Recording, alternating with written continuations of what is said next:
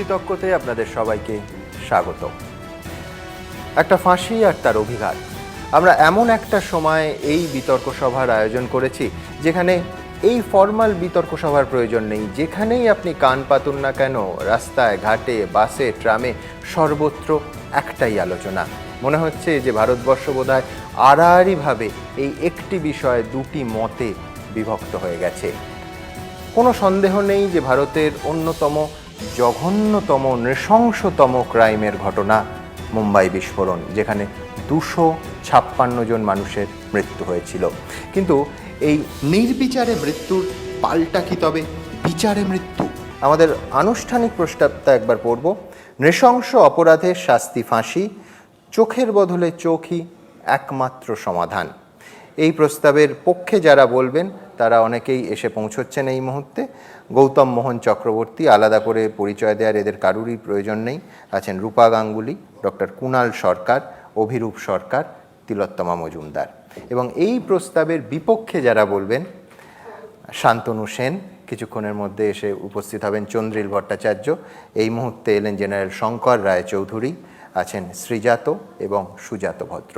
আমাদের এই অনুষ্ঠানের বিজ্ঞাপনে বলা হয় যে ছক ভাঙা বিতর্ক।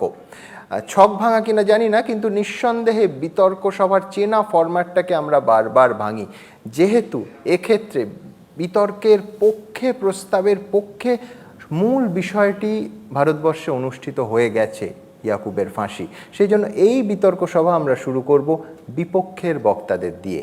আমার প্রথম বক্তা শ্রী শান্তনু সেন, সিবিআইয়ের প্রাক্তন যুগ্ম ডিরেক্টর।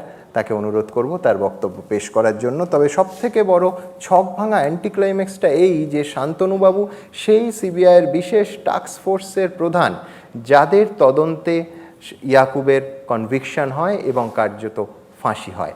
এর আগে আপনারা জানেন জেনারেল বৈদ্য অবসর গ্রহণের পর সেই জেনারেল বৈদ্য যিনি অপারেশন ব্লু স্টারের নেতৃত্ব দিয়েছিলেন, জেনারেল বৈদ্যকে নৃশংসভাবে খুন করা হয়।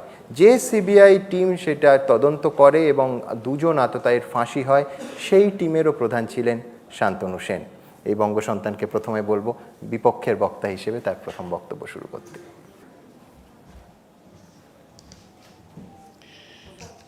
চোখের বদলে চোখ, দাঁতের বদলে দাঁত, প্রাণ নিলে প্রাণ দিতে হবে, এইটাই বক্তব্য ফাঁসির। ফাঁসি এই জন্যই হয়। সেটা ছিল পুরনো কালের একটা নির্দেশ, আর সেটা মেনেই অনেক দিন ধরে আমরা চলছি। কিন্তু এখন যেটা দাঁড়িয়েছে যে প্রাণ যদি বেশি নাও তাহলে তোমার ফাঁসি হবে না। তুমি যদি একজনের প্রাণ নাও তাহলে বোধহয় তোমার ফাঁসি হতে পারে। ব্লু স্টার অপারেশন, 800 লোক মারা গেল, ইনজার্ড হলো, অনেক ইয়াং অফিসার্সদের পা কাটা গেল, প্রায় 1595 লোককে আর্মি ফোর্সেস ধরল। সে তদন্তটা আমি করেছিলাম। আমি গিয়ে দেখলাম যে 1500-র উপরে লোককে ধরেছে, তারা বোধহয় সবাই ক্রিমিনাল নয়। শেষ পর্যন্ত আমি 273 লোকের নাম জোগাড় করলাম যারা এই ক্রাইমে আমার মতে ইনভলভ ছিল। শুধু ব্লু স্টার অপারেশন নয়, ওরা অনেক ক্রাইম করেছিল। আপনারা বোধহয় জানেন না যে এই টেররিজমের সময় প্রায় 68,000 লোক যারা ইনোসেন্ট ছিল মারা গিয়েছিল। এরা যাদের ধরেছিলাম তাদের মধ্যে অনেক লঙ্গোয়াল, প্রফেসর তিওয়ারি তাদের মৃত্যুর জন্য দায়ী। কিন্তু হলো কি? সাজা তো কারোরই হলো না। পাঞ্জাব সেটেলমেন্ট, ওভারঅল পাঞ্জাব সেটেলমেন্টে Siddhartha Shankar Ray governor, Arun Nehru home minister, Rajiv Gandhi prime minister একটা সেটেলমেন্ট করলেন, সবাই ছাড়া পেয়ে গেল। তারপর ভোপাল গ্যাস ট্র্যাজেডি, সে তদন্তটা আংশিকভাবে আমি দেখেছিলাম। প্রসিকিউশনটা যখন হচ্ছিল তখন আমি joint director anti corruption CBI ওই চার্জে ছিলাম। কত লোক মারা গেল, আর মরল কেননা দোষ করেছিলেন ইউনিয়ন কার্বাইড অথরিটিসরা। ওরা আস্তে আস্তে যখন দেখলেন যে এই অর্গানাইজেশনটা প্রফিট করছে না, তখন ওরা কন্ট্রোলটাকে ডাউন প্লে করতে লাগলেন। ভালো ভালো ইঞ্জিনিয়ার্স যারা মোটা মাইনে নিত তাদের ছাঁটাই করলেন, আমেরিকানদের দেশে পাঠিয়ে দিলেন। তো আস্তে আস্তে চেকস অ্যান্ড ব্যালেন্সেস যেগুলো হওয়ার কথা ছিল সেগুলো বন্ধ হয়ে গেল। আর তাই জন্যেই এই ডিজাস্টারটা হলো। যদি চেকস থাকতো কোনো দিন ডিজাস্টার হতো না। কিন্তু অনারেবল সুপ্রিম কোর্ট এটাকে র্যাশ অ্যান্ড নেগলিজেন্ট অ্যাক্ট বললেন, কিছুই হলো না। তা আমি দেখতে পাচ্ছি এটা ডিসক্রিমিনেটরি হয়ে যাচ্ছে। যখন যারা দোষ করছে, প্রাণ যারা নিয়েছে, অনেক প্রাণ যারা নিয়েছে তাদের ছেড়ে দেওয়া হচ্ছে, তাদের ফাঁসি দেওয়া হচ্ছে না। আর যে একটা হিনিয়াস ক্রাইম করছে, একবার নিজের স্ত্রীকে মেরেছে বা নিজের অন্য কোনো দস্যু যার সঙ্গে লড়াই আছে তাকে মেরেছে, তার ফাঁসি দিয়ে দেওয়া হচ্ছে, তার ফাঁসির সাজা হচ্ছে। তারপরে তো সুপ্রিম কোর্ট এখন করে দিয়েছে রেয়ারেস্ট অফ দ্য রেয়ার কেসে, তো অনেকেই ফাঁসিতে বেরিয়ে যাচ্ছে। তো ফাঁসি দেওয়ার দরকারটা কি? জেলে রাখুন, লাইফ সেন্টেন্স দিন, মেক ইট লাইফ। আমি লাস্ট পোস্টিং আমার ছিল adviser to lieutenant governor Delhi. সেখানে আমি দেখতাম যে টেররিস্ট, মার্ডার, হিনাস অফেন্সেস যারা রয়েছে, নো রেমিশন। এমন লোক আছে 27 বছর অবধি আছে। তাকে আমি এখানেই রাখছি আমার reasons for opposing death penalty. Thank you. ধন্যবাদ শান্তনুবাবু। আমি আবার বলছি যে গোটা ভারতবর্ষ বিভক্ত এখন যে ফাঁসিকে ঘিরে, সেই ইয়াকুবের ফাঁসির যে তদন্ত, সেটা যে সিবিআই টিম সেই তদন্ত চালিয়েছে, তার প্রধান শান্তনুবাবু ব্যক্তিগতভাবে ফাঁসির বিরুদ্ধে। আমার অন্য পক্ষের বক্তা রূপা গাঙ্গুলি। সাধারণভাবে আমরা ফিল্মে যে কোনো ফাঁসির ঘটনাকে অত্যন্ত সেন্টিমেন্টাল একটা মোচড় থাকে চিত্রনাট্যে, কিন্তু রূপা অবশ্য তার মতামতের ক্ষেত্রে যথেষ্ট রেজিমেন্টেড এবং দলের পক্ষে। রূপার দলও ফাঁসি সমর্থন করে, রূপাও করেন। মোশনটা হচ্ছে নৃশংস অপরাধের শাস্তি ফাঁসি, চোখের বদলে চোখ একমাত্র সমাধান, তাই তো? আচ্ছা,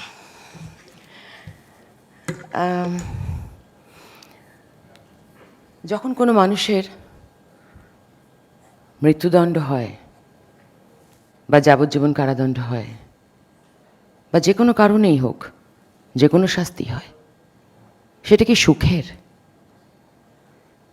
কেউ কি আনন্দ করে? কেউ মনে মনে খুশি হয়? হয় না। কিন্তু কোনো শাস্তি, সে যাবজ্জীবন কারাদণ্ড হোক, সে মৃত্যুদণ্ড হোক, সে শাস্তি কখনো প্রতিহিংসার নয়, সে শাস্তি কখনো আনন্দের নয়, সে শাস্তি কখনো সুখের নয়। কারণ সে শাস্তিটার সঙ্গে জড়িয়ে আছে ভীষণ কিছু দুঃখের ঘটনা। কাজে আমরা এটাকে এই প্রতিশোধ স্পৃহা এগুলো থেকে বার করব। কারণ এই মোশনটা যখন আমাকে জানানো হয়েছিল, তখন আমাকে পরিষ্কার বলা হয়েছিল যে চোখের বদলে চোখ আর প্রাণের বদলে প্রাণ, ফাঁসি ঠিক কি না ঠিক সেটা নিয়ে বলার জন্য। তারপর আস্তে আস্তে কালকে হঠাৎ দেখলাম যে ওই একমাত্র সমাধান শব্দটা জোড়া হয়েছে। এটা কি বদল? হ্যাঁ, কিছু একটা তো পাল্টায়, পরিবর্তন তো জীবনের নাম। এটা একটা পরিবর্তনের কারণ হতে পারে। দেখুন, পৃথিবীর কোনো কিছুতেই না একমাত্র সমাধান বলে কিছু নেই। কোনো বিষয় একমাত্র সমাধান কেউ ডিসাইড করতে পারে না, মানুষ তো পারেই না। কাজে আমি একমাত্র সমাধানটাকে এড়িয়ে যেতে চাই। আমার বক্তব্য, আমার বিশ্বাস হচ্ছে হ্যাঁ, অনেকগুলো সমাধানের মধ্যে একটা। এবং আমি জাতি, দল, ধর্ম সমস্ত নির্বিশেষে এটা খুব পরিষ্কার করে জানাতে চাই যে এটা আমার সম্পূর্ণ ব্যক্তিগত ধারণা, ব্যক্তিগত বিশ্বাস যে ফাঁসি প্রয়োজন। ফাঁসি দরকার। আমাদের সংবিধানের উপর, আমাদের জুডিশিয়ারির উপর সত্যি খুব ভরসা আছে, এবং আমরা বলে থাকি, আমরা সবাই জানিও যে রেয়ারেস্ট অফ দ্য রেয়ার কেসেই ফাঁসি হয়।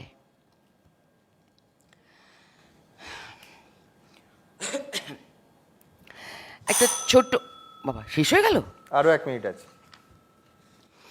একটা ছোট ডেটা আমি জোগাড় করছিলাম। সেটা হচ্ছে, আমরা নানা সময় এগুলোকে নানান ওই দলে জোড়াজুড়ি করার চেষ্টা করি। সেখানে ছোট্ট কিছু ডেটা হচ্ছে, টেররিস্ট ইনসিডেন্ট বেশ অনেকগুলো বছর ধরে হিসাব করে দেখলাম যে 62টা ঘটনা হয়েছে। 1900 মোটামুটি 1000-2 মানুষ মারা গেছে, 4000-এর উপরে 5000 মতন মানুষ ওয়ান্ডেড আছে। ভার্ডিক্ট হয়েছে মাত্র 6টা কেস, এখনো কেসগুলো চলছে। তার মানে কিন্তু আমরা কনভিক্টদের সুযোগ দিই, অনেকগুলো দিন ধরে দেওয়া হয়, এতটা সময় দেওয়া হয় যে সেই যন্ত্রণাটা, সেই দুঃখকর স্মৃতিগুলো সাধারণ মানুষের মন থেকে চলে যায়, আস্তে আস্তে শুকিয়ে যায়, ফুরিয়ে যায়। যখন বাইরে একটা মই দিয়ে 100-র উপর লোককে একটা হোটেল থেকে নামানো হচ্ছিল, যখন হাজার হাজার লোক আহত হয়ে একেবারে বিধ্বস্ত হয়ে গেছিল, তখন কোথায় ছিলেন এরা সব? সিগনেচার ক্যাম্পেইন করবার জন্য। ফাঁসি ঠিক, আমি আবারও বলবো, পরের বার এসে আবারও বলবো। ধন্যবাদ রূপা।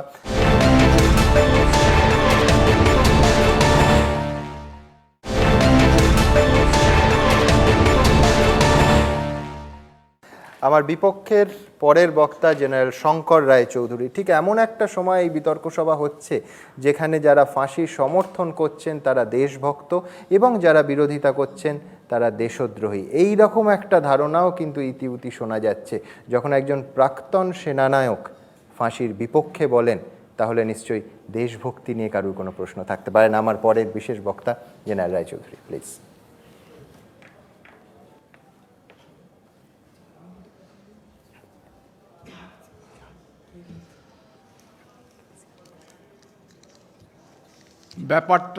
বিষয়টা খুবই গুরুতর, তবে সময়ের অভাবে খুবই শর্ট করে বলতে হবে। প্রথম কথা, চোখের বদলে চোখ, N I for N I, এইটা এসেছে বাইবেল থেকে। সেই সঙ্গে বাইবেলে এটাও বলা আছে, vengeance is mine said the Lord. ভগবান বলেছেন শুধু আমি শাস্তি দিতে পারি। তাই এক কথায় বলা যেতে পারে হয়তো যে শাস্ত্রীয় মতেও এটা বিরোধী, যে শাস্তি দেবার অধিকার তোমার নেই, শুধু ওপরওয়ালা ভগবানের আছে। দ্বিতীয় কথা, যেটা আমি খানিকটা সহমত, সেটা হচ্ছে যে মৃত্যু মানে মুক্তি। জঘন্য থেকে জঘন্যতম অপরাধের মৃত্যু হচ্ছে একটা মুক্তি। সে মুক্তির কিন্তু সেই যে জঘন্যতম অপরাধ করেছে সে প্রাপ্য নয়, তাকে বাঁচিয়ে রাখতে হবে, তিলে তিলে বাঁচিয়ে রাখতে হবে। শুধু বাঁচিয়ে রাখলে না, তিলে তিলে বাঁচিয়ে রাখতে হবে। এবং সে যেন এটা উপলব্ধি করতে পারে যে আমি একটা ঘোরতর কোনো অন্যায় করেছি। কিন্তু যে মানুষটা ঘোরতর এরকম একটা জঘন্য অপরাধ করে, সে কিন্তু এর মধ্যে যায় না, তার মানসিকতা নেই। সুতরাং মানসিকতা নেই, শোধরাবে না, এটাও জানা কথা। তাই তাকে মেরে কোনো লাভ নেই, তাকে বাঁচিয়ে রাখো, এমনভাবে বাঁচিয়ে রাখো, তিলে তিলে বাঁচিয়ে রাখো, যাতে সে উপলব্ধি করতে পারে যে আমি করেছিলাম, ভুল করেছিলাম। প্রায়শ্চিত্ত করছে না, আফসোস করছে। প্রায়শ্চিত্ত করছে না, প্রায়শ্চিত্ত করবেও না, ওকে বাঁচিয়ে রাখতে হবে তিলে তিলে। তাই আমার মতে যে মৃত্যুদণ্ডটা দেওয়া হচ্ছে এটা আসলে এক রকমের মুক্তি। জঘন্যতম অপরাধের জন্য 1 মিনিটে মুক্তি, সে মুক্তির প্রাপ্য নয়। তাকে বাঁচিয়ে রাখো তিলে তিলে বাঁচিয়ে রাখো, তাকে সে বুঝুক, যদি তার বোধ শক্তি থাকে যে আমি কি অপরাধ, কি অন্যায়, কি পাপ করেছি। তাই আমি এই জন্য বলছি যে মৃত্যুদণ্ডটা সরিয়ে দেওয়া উচিত। মৃত্যুদণ্ডটা সরিয়ে যাবজ্জীবন করা উচিত, কারাদণ্ড। কিন্তু সে যাবজ্জীবন কারাদণ্ডে ওকে বসিয়ে গভর্নমেন্টের রেশন খাইয়ে বাবু বাছা করে ওর নিজের প্রিজনার্স রাইট, হিউম্যান রাইট প্রাপ্য নয়। He is not human, or human rights প্রাপ্য নয়। তাই আমি বলছি যে আমি এর বিরুদ্ধে বলছি যে যে ডেথ সেন্টেন্সটা হচ্ছে সেটা হচ্ছে সেলফ ডিফিটিং। ডেথ সেন্টেন্সটা সরালে আসল শাস্তি হয়, তাই ডেথ সেন্টেন্সটা সরানো উচিত। Thank you. ধন্যবাদ জেনারেল চৌধুরী।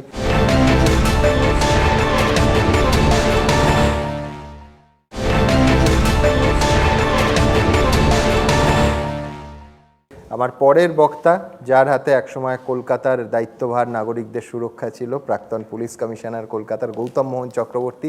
কিন্তু যারা গৌতম দাকে চেনেন তারা জানেন যে উর্দিটার আড়ালে মানুষটা আসলে তুখোড় তাত্ত্বিক। গৌতম দা।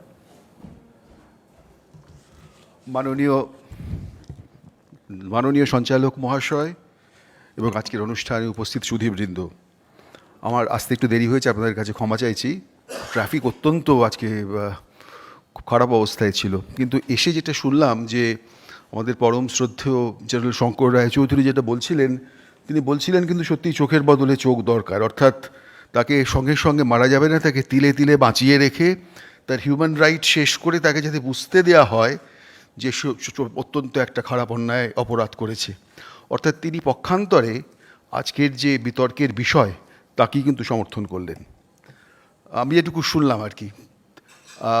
আজকের যে বিতর্কের বিষয় আছে আমি এটিকে সমর্থন করে কয়েকটি কথা বলতে চাই। প্রথমত, রাষ্ট্রের কাজ কি? রাষ্ট্রের কাজ হচ্ছে নাগরিকের সুরক্ষা প্রদান করা, এবং এই নাগরিককে সুরক্ষা প্রদান করতে গিয়ে যারা এই সুরক্ষাকে নষ্ট করছেন, বিশেষ করে নৃশংস অপরাধ করে, তাদের বিরুদ্ধে আইনানুগ ব্যবস্থা নেওয়া। এ ব্যাপারে সুপ্রিম কোর্ট কিন্তু একাধিকবার পরিষ্কার করে বলে দিয়েছেন যে এই অপরাধের শাস্তি কিভাবে ঠিক করা হবে। যে তিনটি মূল প্রতিপাদ্য বিষয় তারা বলেছেন, তার প্রথমটি হচ্ছে অপরাধের নৃশংসতা কতখানি, 1 নম্বর। দ্বিতীয়ত, এই যে অপরাধ করা হচ্ছে, যিনি ভিকটিম তিনি নিজেকে রক্ষা করার মতো কতখানি সুযোগ পেয়েছিলেন, তিনি ডিফেন্সলেস ছিলেন কিনা, এবং তার সঙ্গে সঙ্গে যে অপরাধী তার কন্ডাক্ট, তার ব্যবহার কী ছিল। এবং আপনারা সবাই জানেন যে অত্যন্ত নৃশংস অপরাধ, বিরলতম অপরাধের ক্ষেত্রেই কিন্তু একমাত্র মৃত্যুদণ্ড কার্যকর করা হয়। এবং সেই জন্যে আমার মনে হয় এই যে মৃত্যুদণ্ডের যে বিধান আমাদের এখনও ভারতীয় দণ্ডবিধি আইনে রয়েছে, সেটি থাকা অত্যন্ত প্রয়োজনীয়। কারণ এটি যদি না থাকে তাহলে কিন্তু অপরাধীরা মনে করবে যে আমি যে কোনো অপরাধ করি, যত নৃশংস অপরাধী করি, আমি সন্ত্রাসবাদ করি, আমি কিন্তু সেসব দিয়ে আমার প্রাণটি যাবে না।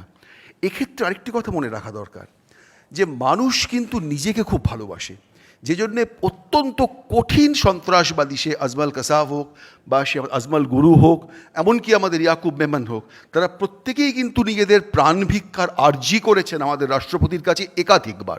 এবং এই জন্যে সাধারণভাবে যাবজ্জীবন কারাদণ্ড এবং মৃত্যুদণ্ড এদের কিন্তু এক জায়গায় কখনোই ফেলা যায় না। এবং এইটি মাথায় রেখে আমি একটু ছোট্ট উদাহরণ দিতে চাই, যে সাধারণভাবে যখন মানুষ কোনো অপরাধ করে এবং অপরাধ করতে গিয়ে তার মাথায় যে তিনটি জিনিস থাকে, যে আমি অপরাধটি করব কি করব না, তার মধ্যে প্রথম হচ্ছে আমি অপরাধটি করে ধরা পড়ার সম্ভাবনা কতখানি, এবং যদি ধরা পড়ি তাহলে আমি কি শেষ পর্যন্ত বিচারে অপরাধী সাব্যস্ত হব, এবং তৃতীয়ত যদি অপরাধী সাব্যস্ত হই আমার কি শাস্তি হতে পারে। আমি একটা ছোট্ট উদাহরণ দিচ্ছি, আমাদের ট্রাফিক অফেন্স। আপনারা সবাই জানেন যে এখনও অবধি আমাদের ট্রাফিক রুলে কিন্তু 100 টাকা ফাইন রয়েছে, এবং তার জন্যে যেখানে সেখানে আমরা সকলেই কিন্তু ট্রাফিক অফেন্স করতে পিছপা হই না। জানি যে 1 নম্বর পুলিশ ধরতে পারবে না, এবং যদি পুলিশ ধরেও তাহলে কিন্তু 100 টাকা জরিমানা দিয়ে বেরিয়ে আসবো। যদি এই ট্রাফিক ফাইনের পরিমাণটা বাড়তো এবং যদি আমরা জানতাম যে আমরা ট্রাফিক অফেন্স করলে আমরা ধরা পড়ব, তাহলে আমার মনে হয় ট্রাফিক অফেন্সের সংখ্যা অনেক কমতো। সেই একইভাবে এটা কিন্তু বারবার প্রমাণিত হয়েছে। ইনফ্যাক্ট 35তম রিপোর্ট যে ল কমিশনের রয়েছে সেখানে এটা প্রমাণিত হয়েছে সংখ্যাতত্ত্ব দিয়ে যে মৃত্যুদণ্ড কিন্তু সত্যি ডেটারেন্ট পানিশমেন্ট হিসেবে ব্যবহৃত হয়।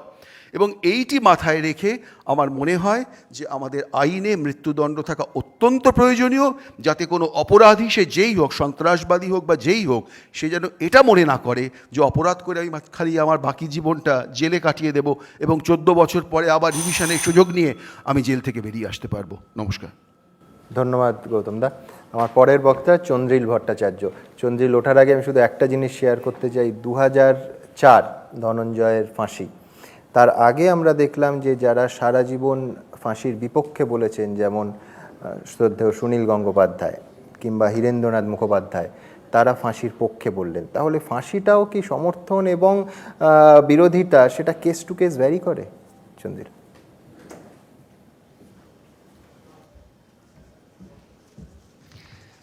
বহু মানুষের কাছে ফাঁসির সমর্থন আর বিরোধিতা কেস টু কেস ভ্যারি করে, সুমন ঠিকই পয়েন্ট আউট করেছে, কিন্তু তা ভ্যারি করা উচিত নয়। ফাঁসি সম্পর্কে হয় হ্যাঁ হয় না এটা একদম স্পষ্টভাবে বলতে হবে। আমার আগের বক্তা একটা কথা বলেছেন যে ফাঁসি হবার ভয়ে অনেক লোক অপরাধ করে না, ডেটারেন্ট হিসেবে কাজ করে। কোনো পরিসংখ্যান আজ অব্দি এটাকে সমর্থন করেনি, বরঞ্চ উল্টো পরিসংখ্যান অবধি আছে। 1991 থেকে 2013 অবধি আমেরিকার ক্যাপিটাল পানিশমেন্ট এবং হোমিসাইডের সমস্ত ডেটা কালেক্ট করে দেখা গেছে যে যে রাজ্যে আমেরিকার ক্যাপিটাল পানিশমেন্ট আছে সেখানে মার্ডারটা হয়েছে বেশি, আর যে রাজ্যে ক্যাপিটাল পানিশমেন্ট অ্যাবলিশড সেইখানে মার্ডারটা হয়েছে কম। আবার এই পরিসংখ্যান থেকে এও প্রমাণিত হয় না যে ফাঁসি তুলে দিলে অপরাধ কমে যাবে, কিন্তু এইটুকু প্রমাণিত হয় যে ফাঁসি আর অপরাধ প্রবণতা এর মধ্যে কোনো সরাসরি সম্পর্ক আসলে নেই। অনেক ডেটা নিয়ে অনেক কথা বলার সময় সুমন আমাকে দেবে না। প্রথম থেকে একটা কথা বলা যাক, এই যে চোখের বদলে চোখ, এই যে এক এক করে দেওয়া, এই যে তুমি 1 গোল দিয়েছো আমি 1 গোল দেবো, তুমি আমার ছেলেকে মেরেছো আমি তোমাকে মেরে তার শোধ নেব, এই প্রতিশোধের খেলাটার একটা ঝামেলা হচ্ছে এক একে এটা কোনো দিন থেমে থাকে না। 6 জন মহারথী মিলে অভিমন্যুকে মারলেন, খুন করলেন। দ্রোণ লিড করেছিলেন, দ্রোণকে মিথ্যে কথা বলে যুধিষ্ঠির খুন করালেন। দ্রোণের ছেলে অশ্বত্থামা রাত্রির অন্ধকারে ঢুকে পাণ্ডবদের 5 ছেলেকে এবং আরও অনেক লোককে খুন করলেন। দ্রৌপদী বসে বললেন এক্ষুনি অশ্বত্থামাকে খুন না করলে আমি প্রবেশনে প্রাণত্যাগ করব। এর কোনো শেষ নেই। মহাভারত এই শিক্ষা আমাদের দিয়ে গেছে যে যদি প্রতিশোধের খেলায় ঢুকে পড়ো একবার, তাহলে তুমি জয়ী হও আর পরাজিত হও তোমার মধ্যে কোনো পার্থক্য থাকবে না। মনে রাখতে হবে যে বাবরি মসজিদ ধ্বংসের পর যে দাঙ্গা হয় তাতে টাইগার মেমনের অফিস ধ্বংস করা হয়, আগুনে পুড়িয়ে দেওয়া হয়। টাইগার সেইটার প্রতিশোধ নেওয়ার জন্য আবার এই ব্লাস্টটায় অংশ নেন। হ্যাঁ, যাদের কাছের মানুষ খুন হচ্ছেন, নিগৃহীত হচ্ছেন, তাদের প্রতি রাষ্ট্রের সিম্প্যাথি থাকবে, তাদের আবেগকে সম্মান করতে হবে, কিন্তু তার মানে এই নয় যে তাদের হয়ে প্রতিশোধ নিতে রাষ্ট্র নেমে পড়বে। রাষ্ট্রের সেই কাজ নয়। রাষ্ট্রের কাজ এই নয় যে মানুষ যখন বলছে মার, মোবাইল চোরকে মার, রেপিস্টকে মার, পাকিস্তানকে মার, তখন রাষ্ট্র কোনো হিট সিনেমা করতে নামেনি যে আইটেম নাম্বার চাইছে বলে আইটেম নাম্বার দেবে। রাষ্ট্রের কাজ একটা শ্রেয় নৈতিক অবস্থান গ্রহণ করা। সে যদি মনে করে একটা মানুষের বেঁচে থাকার অধিকার হচ্ছে তার সবচেয়ে বড় অধিকার, সবচেয়ে প্রধান অধিকার, তাহলে সে একটা লোককে মরতে পাঠাতে পারে না। এবার তুমি বলবে ক্রিমিনাল তো সেই অধিকারটাকে সম্মান করেনি, ক্রিমিনাল তো সেই অধিকারটাকে শেষ করে দিয়েছে, ভায়োলেট করেছে। এক্স্যাক্টলি, সেই জন্য সে ক্রিমিনাল। রাষ্ট্র কখনো একটা ক্রিমিনালকে নকল করতে শুরু করতে পারে না।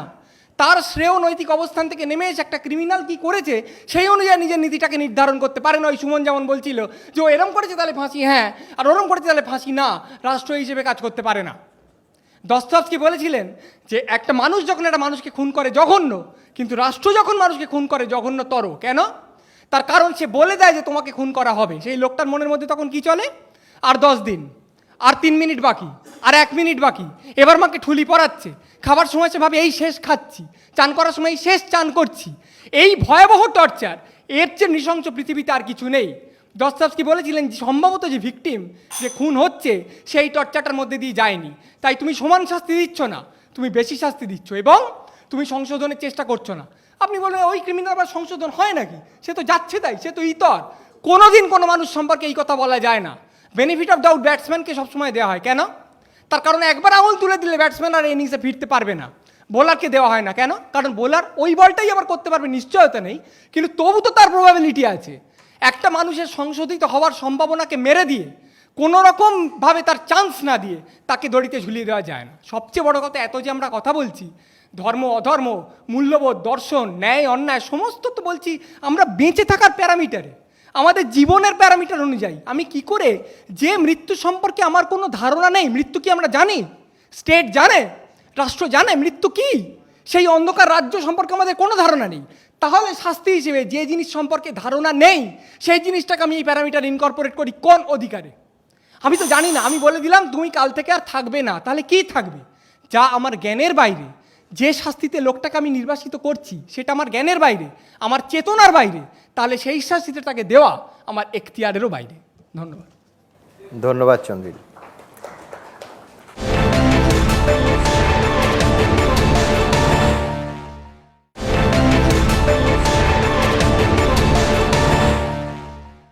এমনিতে ফাঁসির সঙ্গে মৃত্যুর একটা সম্পর্ক আছে, কিন্তু আমার পরের বক্তা যিনি, তার সঙ্গে জীবনের সম্পর্ক আছে। অপারেশন টেবিলে জীবন দেন doctor Kunal Sarkar.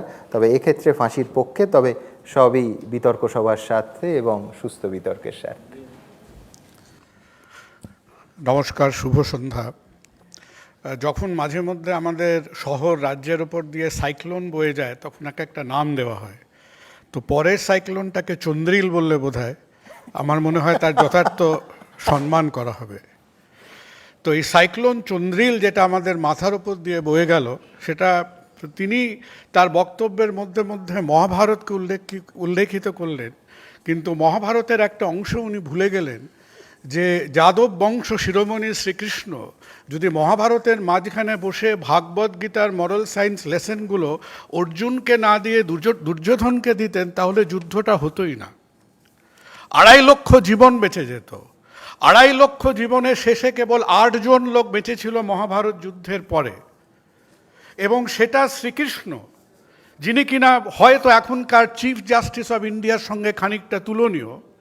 In his judicial wisdom Srikrishna ঠিক করেছিলেন যে আজকে কৌরব বংশের যে জঘন্য অপরাধ তার শাস্তি হওয়া উচিত, তার পরিণতি হওয়া উচিত আজকে মহাভারত যুদ্ধের মধ্যে দিয়ে। এবং আমার এটা ভাবার কোনো ধারণা নেই যে শ্রীকৃষ্ণর থেকে প্রাজ্ঞতা যে চন্দ্রিলের বেশি কি শান্তনুবাবুর বেশি, সেরকম কোনো ঐতিহাসিক নিদর্শন আমরা হাতের কাছে এখনো পাইনি। শান্তনুবাবুর বক্তব্যের মধ্যে দিয়ে আমরা শুনলাম যে হয় ফাঁসি হলে 2,500 লোকের হবে, একজনের হবে না, এবং এই যুক্তিটা খুব আশ্চর্যজনক। আর আমাদের অতীব শ্রদ্ধেয় জেনারেল রায়চৌধুরী যেটা বললেন যে একজনকে আমরা আমাদের ট্যাক্স পেয়ার মানিতে জেলে রেখে মুহূর্তে মুহূর্তে শিক্ষাভাব করে 40 বছর চলবো, সেটা হয়তো কোনো সভ্য জগতে সেটা সম্ভবপর হবে না। সুতরাং তাদের এই আবেগের অতিবৃষ্টির মধ্যে এখনো আমরা বাস্তবে নেমে আসতে পারিনি।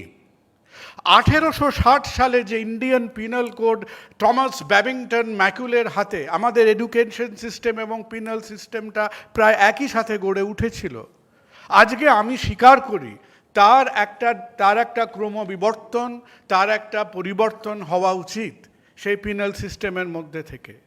এবং শান্তনুবাবুর বক্তব্যের মধ্যেও যেটা উঠে এসছে যে সেগুলো হচ্ছে না কেন, কারণ judiciary acts on instruction of the executive, তাদের হাতে যে আইন বইটা তুলে দেওয়া আছে, সেই ফান্ডামেন্টাল কনস্টিটিউশনে চেঞ্জ করতে গেলে আমাদের পলিটিক্যাল উইল দরকার। সেই পলিটিক্যাল উইল কারা দেবেন? যারা 25 টাকায় বিরিয়ানি খাচ্ছেন আর এন্টায়ার মনসুন সেশন পার্লামেন্টে এখনও 10 মিনিট কাজ করে উঠতে পারেননি, তাদের কাছে আজকে আমরা আশা করতে পারি that the fundamental governing matrix, আমাদের জীবনের যে ব্যাকরণ, সেই জীবনের ব্যাকরণ আমাদের এই বর্তমান রাজনৈতিক ব্যবস্থার কাছ থেকে পরিবর্তনের আশা কিন্তু আমরা এখনো রাখি না। তাই গৌতমদার যে কথাটা উনি বলেছেন যে আজকে রাষ্ট্র বেছে নিচ্ছে যে তার হাতে সব থেকে কঠিন শাস্তিটা কি, সেটা মর্মান্তিক। একটা মানুষের জীবন নিয়ে নেওয়াটা নিশ্চয়ই মর্মান্তিক। আজকে যারা আমরা একটা জীবনকে ধরে রাখতে ঘন্টার পর ঘন্টা দিনের পর দিন সংগ্রাম করি, আমরা জানি সেটা কত বড় মর্মান্তিক।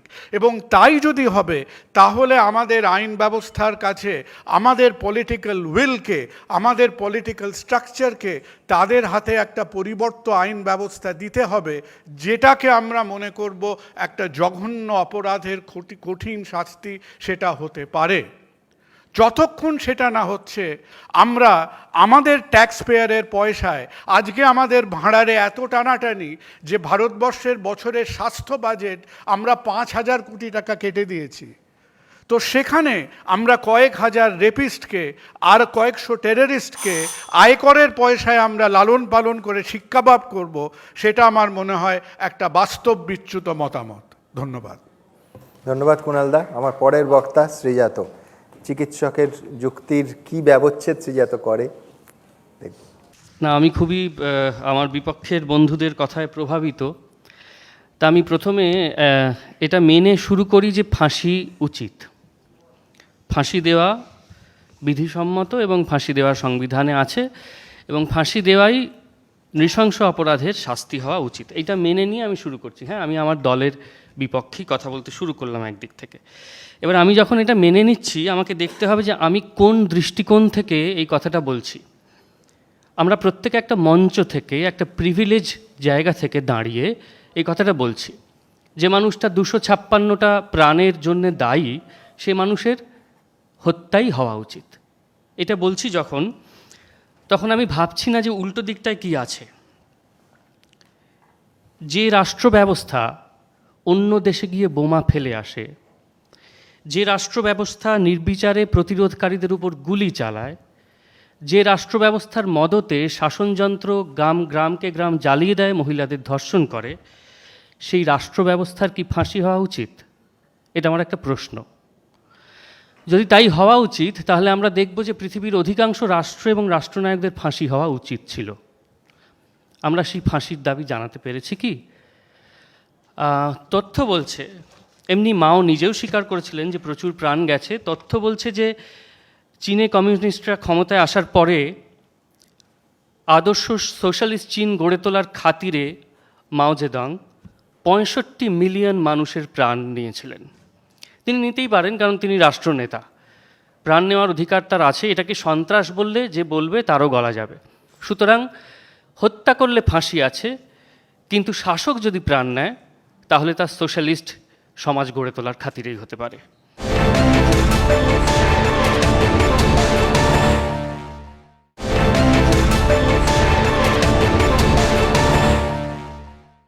স্টালিনের রাশিয়ার কথা আমরা জানি হিটলারের জার্মানিও কিছু কম যায়নি। আমার বিপক্ষে যে বন্ধুরা বসে আছেন, তারা কেউ কি বলতে পারবেন যে আমাদের দেশে কেন্দ্রে এবং রাজ্যগুলিতে যারা শাসক দল, যারা বিরোধী দল, তাদের হাত একদম পরিষ্কার করে ধোয়া? তারা কেউ কোনো দিন ক্ষমতা বজায় রাখার জন্য হত্যা, ধর্ষণ, অগ্নিসংযোগ ইত্যাদি কাজ করেননি? যদি বলতে পারেন, তাহলে তাদের আজকে এই কথাটা বলবার অধিকার আছে। আর যদি না পারেন, তাহলে আমি রাষ্ট্রনেতাদেরও একই সঙ্গে জনগণ ফাঁসি দাবি করতে পারে। কারণ শুধু আমি রাষ্ট্র বলে আমার দাদাগিরি চলবে? আমি 10টা লোককে চাইলে দেশের উন্নতির জন্য খুন করে দিতে পারি, বুলডোজার চালিয়ে দিতে পারি, গ্রামকে গ্রাম জ্বালিয়ে দিতে পারি, মানুষকে ধর্ষণ করতে পারি, কেউ আমাকে টু শব্দ করতে পারবে না। কারণ কি? কারণ আমি বারের এদিকে বসে আছি। আর তুমি যদি প্রাণটা নাও, আমি তোমারও প্রাণ কেড়ে নিতে পারি, কারণ আমি বারের এদিকে বসে আছি। যদি এটাই হয়, তাহলে যারা হত্যাকারী তাদের সঙ্গে রাষ্ট্রের অনেক সময় কোনো তফাৎ থাকে না। নির্বিচারে একটা দেশের উপর বোমা ফেলে কোটি কোটি মানুষকে হত্যা করা শুধু ভয় দেখানোর জন্য, আমাদের পৃথিবীতেই ঘটে। আর তারপর সেই রাষ্ট্রনেতারা বুক ফুলিয়েই ঘুরে বেড়ান। আর যদি খরচের কথা ওঠে, আমার বন্ধুরা বারবার বলছেন যে একজন ফাঁসির আসামিকে বাঁচিয়ে রেখে খরচের কথা, তাহলে আমি বলবো যে আগে আমাদের সমস্ত নেতা মন্ত্রী একটু কনভয় ত্যাগ করুন, একটু নিজেরা টাকা পয়সা দিয়ে চাল ডাল কিনুন, নিজেরা এয়ারফেয়ার দিয়ে একটু যাতায়াত করুন। তারপরে মনে হয় দেশের পয়সা বাঁচানোর কথা বলাটা একটু শোভা পাবে। ধন্যবাদ। ধন্যবাদ শ্রীজাত। আমার পরের পর্বের বক্তা অভিরূপ সরকার পক্ষে বলবেন। অভিরূপদাকে শুধু মনে করিয়ে দেবো, আইএসআইয়ের অভিরূপদা দীর্ঘদিন অধ্যাপনা করছেন। দুজন অধ্যাপক ধনঞ্জয়ের ফাঁসি নিয়ে একটি গবেষণা করছেন। অভিরূপদা, প্রায় আমরা শিউরে উঠছি, তার কারণ হচ্ছে যে সত্যিই যদি 1% এরর অর্থনীতির অধ্যাপক হিসেবে আপনি জানেন মানুষের মৃত্যুর ক্ষেত্রে হয়, সেটাকে আর রোল ব্যাক করা যায় না। সত্যি যদি ধনঞ্জয়ের ঘটনাটা অন্য রকম হয়, যেটা ওনারা বলছেন অনার কিলিং, আজ কোনোটা কিছুই ফিরে পাওয়া যাবে না। প্লিজ।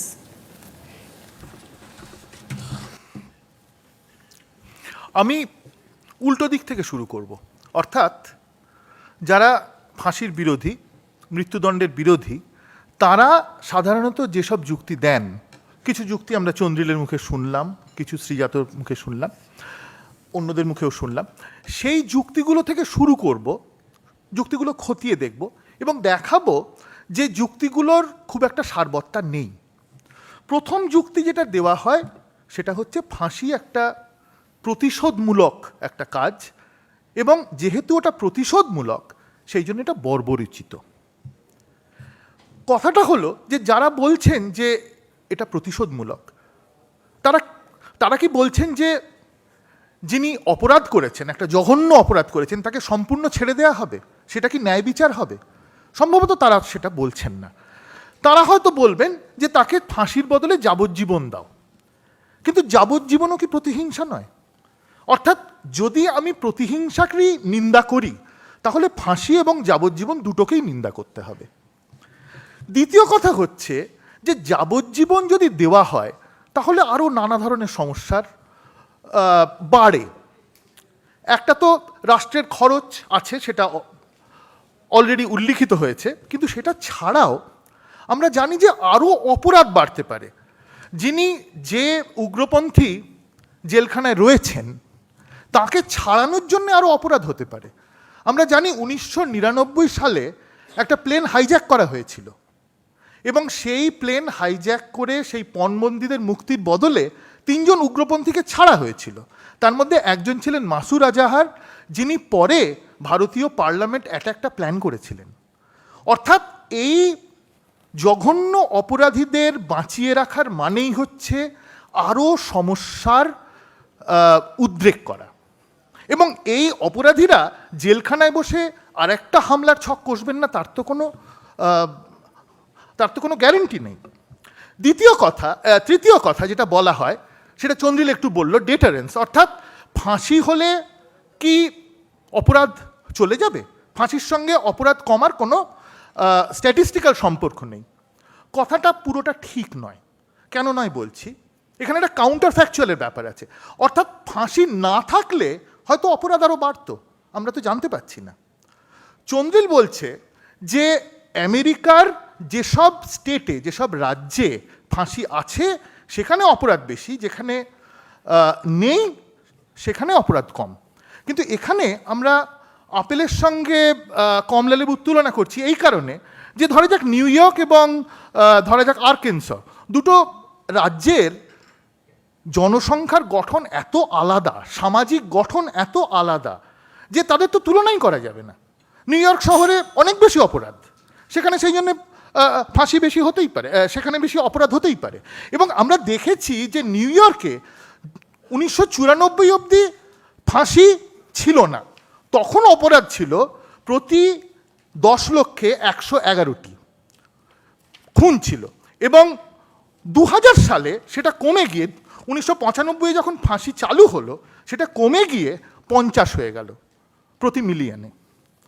তৃতীয়ত যেটা বলা হয় যে আমাদের জুডিশিয়াল সিস্টেমের অনেক ইমপারফেকশন আছে, এবং তার ফলে আমরা হয়তো ভুল করে কাউকে ফাঁসি দিয়ে দিলাম। এখন নিশ্চয়ই আমাদের জুডিশিয়াল সিস্টেমের ইমপারফেকশন আছে, এবং একই সঙ্গে আমরা এটাও বারবার বলি যে গরিব মানুষ ঠিকমতো বিচার পান না, কারণ বিচারের খরচ অনেক। কিন্তু সেখানে কথাটা হচ্ছে ফাঁসি তুলে দিয়ে সমস্যাটা সমাধান করা যাবে না, আমাদের বিচার ব্যবস্থাটার উন্নতি করতে হবে, সমস্যাটা কি সেটা বুঝতে হবে। অতএব আমি বলবো যে ফাঁসি অবশ্যই থাকা উচিত। যার ছেলে কি মেয়ে মারা গেছে, কি ধর্ষিত হয়েছে, তিনি বুঝবেন ফাঁসি কতটা দরকার। ধন্যবাদ অভিরূপদা। আমার বিপক্ষের শেষ বক্তা সুজাত ভদ্র।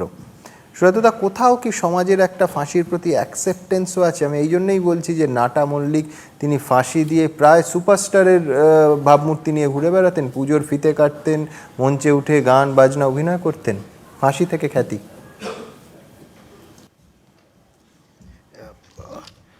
অল্প সময়ে এতজনের যারা ফাঁসির পক্ষে বলছেন তাদের প্রত্যেকটি প্রশ্নের জবাব আছে এবং এগুলো নির্ধারিত বলেই পৃথিবীর 148টি দেশের মানুষ এবং রাষ্ট্রনায়ক সাজা হিসাবে as a form of punishment তুলে দিয়েছে।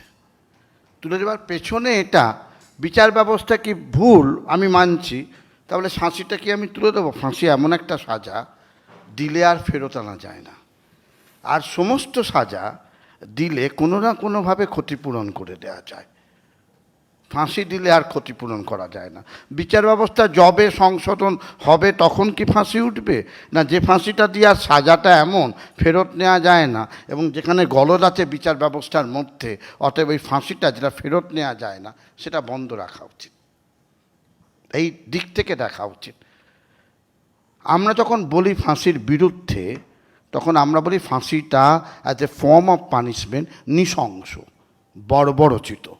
আমি যখন কাউকে খুন করছি এটা যদি নৃশংসতা হয়, যে ধিক্কার আমি দিই, মানবতার বিরুদ্ধে যারা অপরাধ করেছে, মুম্বাই ব্লাস্ট করুক, অথবা অসীমানন্দের মতো অভিযুক্তরা অন্য কোনো মালেগাঁও বিস্ফোরণ করুক, অথবা কোনো নকশালাইট একটা পুলিশকে খুন করে দিক, তারা যে অপরাধ করেছে সেই অপরাধের উত্তর যদি আর একটা ঠান্ডা মাথায় কাউকে খুন করা হয়, দুটো সমান নিন্দনীয়। এই অর্থে প্রতিহিংসা। যাবজ্জীবন কি প্রতিহিংসা নয়? যখনই আমি বলছি, আমি পুরো টার্মটা চেঞ্জ করে দিচ্ছি, পুলিশের মাধ্যমে বিচার ব্যবস্থার মধ্যে আমি সাজা দিচ্ছি, আমি তাকে সংশোধনের চেষ্টা করছি। আজকাল জেল সংশোধন রাখা, সেটা কি হয়ে উঠেছে? হয়নি। হোল কনসেপচুয়ালি আলোচনাটা হচ্ছে। কনসেপচুয়ালি সাজা হবে সংশোধনের টার্মসে, সংশোধনের নিরিখে, দাঁড় মাপে, তাই ফেরত আনা যায়। ক্যাপিটাল পানিশমেন্ট ইটসেলফ শব্দটা পরস্পর বিরোধী। সাউথ আফ্রিকার জজেরা জাজমেন্ট দিয়েছেন অসাধারণ, যে পানিশমেন্ট মানে ক্যাপিটাল হয় না কখনো। যাকে পানিশমেন্ট দিলে সেটা সংশোধন হবে, তাকে আপনি ক্যাপিটাল করে দিলেন, জীবনে সে চলেই গেল। তাহলে কার জন্য? মার্ক্সের তীক্ষ্ণতম ব্যঙ্গ আছে কার্ল মার্ক্সের, লেখা পড়বেন, অল্প লেখা ক্রাইমের ওপর কার্ল মার্ক্সের। হেগেলকে ধরে, কান্টকে ধরে তুলোধনা করে দিয়েছেন। ক্রাইম কি একটা লোক নিজে নিজে করে? একটা সোসাইটির মধ্যে ক্রাইমের উৎস আছে। তাকে যদি শেষ করতে না পারেন, মা গ্রিসে আমাদের আছে, তা নিজের ছেলেকে পর্যন্ত ছুঁড়ে মেরে হত্যা করেছে। কেইন্সের ইতিহাস আমরা জানি। ফলে হত্যা চলে। তার উত্তর যদি আমি মনে করি যে মৃত্যুদণ্ড দেবো, প্রকাশ্যে দেয় চীনের মতো দেশ প্রকাশ্যে দেয়, তাতেও ফাঁসি কমে না, তাতে অপরাধ কমে না। এইটা যদি বস্তুগতভাবেও আমরা না ধরতে পারি, তাহলে দুঃখজনক, রাষ্ট্রকে আরও নৃশংস, সমাজকে আরও নৃশংস, আরও বর্বরচিত করছি। পাবলিক ওপিনিয়নের কথা বলা যায়। জজেরা বলেন পাবলিক ওপিনিয়ন চাইছে, যদি তাই আমি ফাঁসি দিলাম, নয়তো কেউ কোর্টে আর কোনো দিন যাবে না। পাবলিক ওপিনিয়ন, সতীদাহর প্রথার পক্ষে পাবলিক ওপিনিয়ন ছিল, রামমোহন রায় একা লড়াই করেছেন। বিধবা বিবাহের বিরুদ্ধে পাবলিক ওপিনিয়ন ছিল, বিদ্যাসাগর লড়াই করেছেন দীর্ঘদিন ধরে একা থেকে। সতীদাহর প্রথার পক্ষে রাধাকান্ত দেবেরা ছিলেন। ফলে পাবলিক ওপিনিয়ন যদি আজকে মৃত্যুদণ্ডের পক্ষে হাত তোলে, আর নৈতিকতার দিক থেকে, মানুষের চরম মানবতার দিক থেকে আমি কেন মৃত্যুদণ্ডের পক্ষে যাব? আমি লোকটাকে সংশোধন করাবো। জয়প্রকাশ নারায়ণের উদাহরণ আছে, অলকানন্দ রায়ের উদাহরণ এখন জীবিত উদাহরণ আছে, রামকৃষ্ণ মিশনের জীবিত উদাহরণ আছে। মানুষকে বদলে দেওয়া, বদলে দিলে রেসিডিভিস্ট ক্রাইম আর হয় না। সে যখন ফিরে আসে, চুরি ধরে না, সে হয়তো নাপিত হয়ে যায়, সে হয়তো অন্য কোনো শ্রমে ঢুকে যায়, সে ফেরত যায় না ওই জীবনে। অবদমিত প্রবৃত্তি থেকে আমি যে কাজটা করেছি, আমার মনে যে সুকুমার প্রবৃত্তি আছে, জাগরিত করতে পারলে সে জীবনে ক্রাইমে ফিরে যাবে না। যেমন আমি ফিরবো না, আমাকে ক্রাইমে কেউ নিতে পারবে না, অভিরূপ বাবুকে নিতে পারবে না, কারণ আমাদের লেখাপড়া আছে, আমাদের পিছু টান আছে, আমাদের ফ্যাক্টার্স আছে। একটা গরিব লোকের ওই ফ্যাক্টার্স থাকে না, একটা ক্রিমিনালের একটা ফ্যাক্টার্স থাকে না। আরাবুল ক্রিমিনাল, তো আরাবুলকে যারা ক্রিমিনাল বানিয়েছে তারা ঘুরে বেড়াচ্ছে, আরাবুলকে ফাঁসি দিয়ে দিচ্ছেন। ধন্যবাদ। ধন্যবাদ সুজাতদা।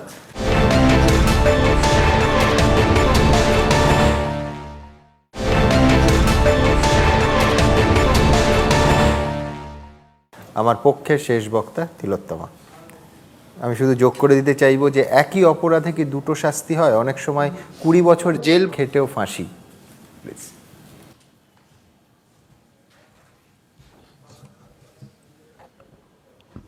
নমস্কার। শিক্ষিত লোকেরা কি ক্রিমিনাল হয় না? আমরা তো বরং দেখি যে প্রত্যেকটা সামাজিক অপরাধ যেগুলো সরাসরি মৃত্যুর কে ডেকে আনেনি, কিন্তু পরোক্ষভাবে মৃত্যুর কারণ হয়, সেগুলো বেশিরভাগই শিক্ষিত মানসিকতা থেকেই তৈরি হয়। সুতরাং প্রশ্নটা শিক্ষিত বা অশিক্ষিত মানসিকতার মধ্যে সীমাবদ্ধ নয়, তার পরিসরটা আরও অনেক বেশি। সমাজের যে রাস্তা বেয়ে, যে বিবর্তনের পথ বেয়ে আজকে জেলখানা পরিণত হয়েছে সংশোধনাগারে, সেই একই বিবর্তনের পথ বেয়ে আই ফর অ্যান আই তারও ব্যাখ্যা পাল্টে গেছে। বাইবেলের একমাত্র ঈশ্বরই শাস্তি দেবার অধিকারী, এই অর্থ আর সীমাবদ্ধ নেই। এর অর্থ হচ্ছে যে গিল্টি শাস্তি সে পাবে, এবং যে গিল্টি সেই শাস্তি পাবে। আমরা ধরে নিতে পারি বা আমরা মানবিকতার পক্ষে প্রথম আবেদন করতে পারি এইটাই, যে মৃত্যুদণ্ড রদ করাটাই মানবিকতার পদক্ষেপ নয় বা মানবিকতার পথে প্রধান বক্তব্য নয়। হওয়া উচিত সঠিক বিচার, দ্রুত বিচার, যাতে দেরি না হয়, যাতে ভুল লোক ভুলভাবে শাস্তি না পায়। যে কথাটা সুমন যে প্রসঙ্গ তুলল, যে 20 বছর থাকার পর, 20 বছর যাওয়ার পর, যেটা ইয়াকুবের ক্ষেত্রে হলো, যে 23 বছর পার হওয়ার পর সে মৃত্যুদণ্ড তার কার্যকরী হলো, তা যেন না হয়। আচ্ছা, আমি একটা ছোট্ট এক্সাম্পল দিই। আমরা যখন বাসে যাই বা পাবলিক ভেহিকল যাতায়াত করি, কেউ যখন পা মারিয়ে দেয়, তখন আপনার মেজাজটা কতটা খারাপ হয়ে যায়, আপনি কতটা গালাগালি দেন, কতটা চিৎকার করতে থাকেন যে চোখে দেখতে পান না, বা পারলে আপনিও তার পা মারিয়ে দেন। অর্থাৎ আঘাত পেলে তবেই সেই অন্য তার আঘাতের মর্মটা বুঝতে পারা যায়। আজকে আমরা যাদের হয়ে এত কথা বলছেন, তারা যে মানবিকতা এবং প্রাণ যেহেতু আমরা দিতে পারি না, বা রাষ্ট্র যেহেতু খুনির ভূমিকা নিতে পারে না, সেহেতু মৃত্যুদণ্ড আমাদের দেওয়ার কথা নয়। আর যারা অত্যন্ত সুপরিকল্পিতভাবে দিনের পর দিন ঠান্ডা মাথায় বসে থেকে একেবারে নিরীহ মানুষগুলোকে কোনো নির্বিচারে হত্যা করে, তাদের আমরা কোন বিচারে বলবো যে হ্যাঁ, এদের মধ্যে মানবিকতা অবশিষ্ট আছে এবং এরা মানুষ হিসেবে সব রকমের অধিকার পাওয়ার যোগ্য?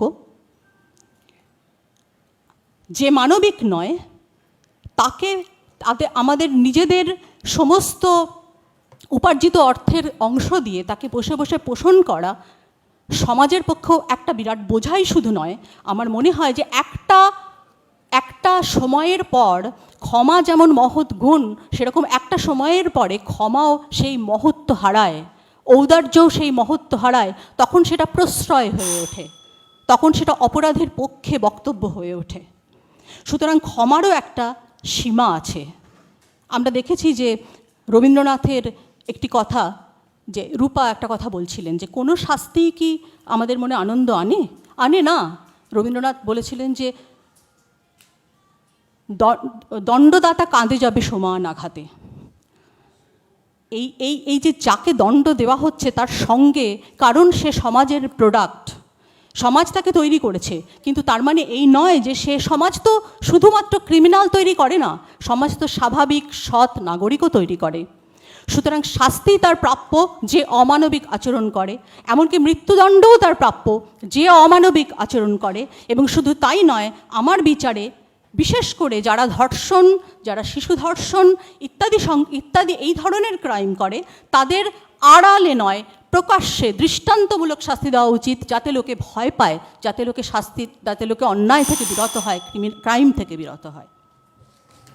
ধন্যবাদ তিলোত্তমার সঙ্গে আমার প্রথম রাউন্ড শেষ। আমার দ্বিতীয় রাউন্ড শুরু হবে। দ্বিতীয় রাউন্ডের সময়সীমা 3 মিনিট। আমার প্রথম বক্তা শান্তনু সেন, সিবিআই প্রাক্তন জয়েন্ট ডিরেক্টর। প্লিজ। শান্তনুবাবুর কাছে আমার শুধু একটা বাড়তি কৌতূহল থাকবে যে যখন উনি এবং ওনার টিম কোনো তদন্তে এগোচ্ছেন এবং কনভিক্ট করছেন, বিচারপতিরা, বিচার বিভাগীয় ব্যবস্থা ফাঁসির আদেশ দিচ্ছেন, তখন যে ব্যক্তি শান্তনু সেন ফাঁসির বিরুদ্ধে, তার মনোভাবটা জানতে চাইব। আমার কাছে কিন্তু প্রশ্নটা ঠিক মানবিকতা নয়, আমার কাছে প্রশ্নটা জুডিশিয়াল সিস্টেমের। আমি যেটা বলতে চাইছি, ফাঁসির সাজা এককালে ছিল, আমি যখন সার্ভিস জয়েন করি আমি প্রো ফাঁসি ছিলাম, কিন্তু আমার এক্সপিরিয়েন্স কি হলো যে এই সাজাটা ডিসক্রিমিনেটরি হয়ে গেছে। এখন আমি একবারও বলছি না সবাই সাজা হওয়া উচিত, আমি যেটা বলতে চাইছি যে জুডিশিয়াল সিস্টেমটা ফেয়ারলি অ্যাপ্লাই করছে না, আর একটা লটারি হয়ে যাচ্ছে। কারুর ফাঁসি হলো, নামটা বেরিয়ে গেল, ফাঁসি হয়ে গেল, যার নামটা বেরোনো উচিত ছিল দেরি হয়ে গেছে, মার্সি পিটিশন দিয়েছে, এই দিয়েছে, ওই দিয়েছে, বেরিয়ে গেল।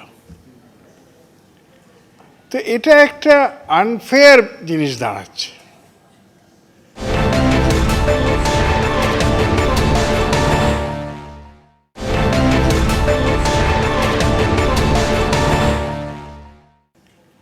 যতদিন আমরা আমাদের এখন লোকেরা বলে জুডিশিয়াল সিস্টেমকে ইমপ্রুভ করলে, জুডিশিয়াল সিস্টেম ইমপ্রুভ করার পর ফাঁসি হবে। হ্যাঁ, জুডিশিয়াল সিস্টেমটা কেন ইমপ্রুভ করছি না আমরা? কেন না এটা নন প্ল্যানে রয়েছে কেন? পুলিশ নন প্ল্যানে রয়েছে কেন? জুডিশিয়াল সিস্টেম নন প্ল্যানে রয়েছে কেন? আমাদের জুডিশিয়াল সিস্টেমে 6 কোটি কেস এখনো পেন্ডিং, কত মার্ডার কেস পেন্ডিং। আমার একটা কেসে সে 10 বছর ধরে সুপ্রিম কোর্টে উঠছেই না, সে বম দিয়ে উড়িয়ে দিয়েছিল ওর ওয়াইফের বয়ফ্রেন্ডকে, তার সাজা হয়েছে লোয়ার কোর্ট থেকে, হাইকোর্ট ছেড়ে দিয়েছে, সুপ্রিম কোর্টের উঠছেই না, বেশ ভালোভাবে বসে আছে। তো এই যে আনফেয়ার প্র্যাকটিস, পয়সা থাকলে ডিলে করতে পারো, পজিশনে থাকলে মার্সি পিটিশন করতে পারো, তো এই জিনিসটা আমাকে খুব মুশকিলে ফেলে। তাই জন্য আমি বলি যে যদি আপনি সাজাটা ঠিকভাবে না হয়, তাহলে কেন আমরা জেল অল্টারনেটটা না দেখি? জেলে রাখুন, jail sentence is all right. তো আমার যুক্তিটা হচ্ছে ফেয়ার প্লে নয়, এটা এখন ফেয়ারলি, এটা আমাদের judicial system has to improve, তারপরেই আমরা ফাঁসিতে ফিরে যেতে পারি। Thank you. অনেক ধন্যবাদ আপনাকে। বিপক্ষে রূপা, দ্বিতীয় রাউন্ডের জন্য তৈরি। রাষ্ট্রর মৃত্যুদণ্ড দেওয়া হচ্ছে নৃশংসতা। নৃশংসতা কাকে বলে? নৃশংসতা কাকে বলে যখন 300টা মানুষ কি করে জানে না কেন কখন এই ঘটনা ঘটবে, তারা কখন মরে যাবে, তাদের প্রত্যেকের শরীরে ছিন্ন ভিন্ন করে চতুর্দিকে ঘুরে বেড়াচ্ছে, তাদের সৎকার করবার মতন কোনো অবস্থা তখন নেই। সেটা নৃশংস নয়, সেটা নৃশংস নয়। তাদের বাঁচবার অধিকার কেন নেবার অধিকার এই লোকটার আছে? প্ল্যান করে ক্রাইম করা হয় এগুলো কোনোটা হিট অফ দ্য মোমেন্ট নয়। মার্ডারের অনেক রকম স্টেপ আছে। 1000-এর উপরে মৃত্যুদণ্ড কেস ভার্ডিক্ট দেওয়া হয়েছে, মাত্র 4 জনের এখন অব্দি মৃত্যুদণ্ড হয়েছে। এত দিন ধরে, এত বছর ধরে জুডিশিয়ারি সময় দেয়, তারা নিজেদেরকে প্রমাণ করতে পারেন না যে তারা নির্দোষ। তারা কোনোভাবেই মনে করতে পারেন না, যখন তারা পারেন না প্রমাণ করতে যে তারা কোনোভাবে তাদের ছাড় পাওয়ার যোগ্যতা আছে, তাদের মানুষ হিসেবে নিজেদেরকে বলবার অধিকার আছে যে তারা মানুষ, তবে তাদের বাঁচার অধিকার আমার আরেকবার ভাববো সেটা নিয়ে। আমরা যারা এখানে সে বক্তব্য রাখছি, আই জাস্ট হোপ যে আমাদের কারোর মেয়েরা কোনোদিন রেপ হয়নি। কাকে বলে গণধর্ষণ, টিভিতে যারা দেখছেন তাদের কিছু কিছু মানুষের হয়েছে, তাদের আরেকবার প্রশ্ন করব, গণধর্ষণ কাকে বলে? আপনার মেয়েটা যখন বাড়িতে ফেরে না, যখন ছিন্ন ভিন্ন শরীরটা ফেরে, তখন কাকে বলে? যখন বোম্বাই ব্লাস্ট বা হায়দ্রাবাদ ব্লাস্ট, লক্ষ লক্ষ ব্লাস্টের মধ্যে যখন মানুষের বডিগুলো সৎকার কাছে খুঁজে পাওয়া যায় না, তখন বলা যায়।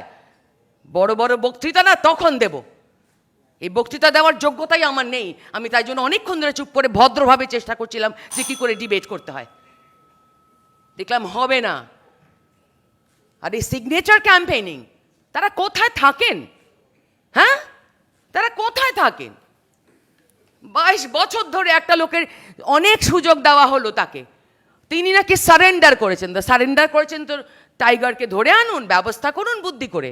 তাহলে তো শিক্ষিত মানুষ, ইয়াকুব তো গরিব আর নয়, আনপড় গওয়ার নয়।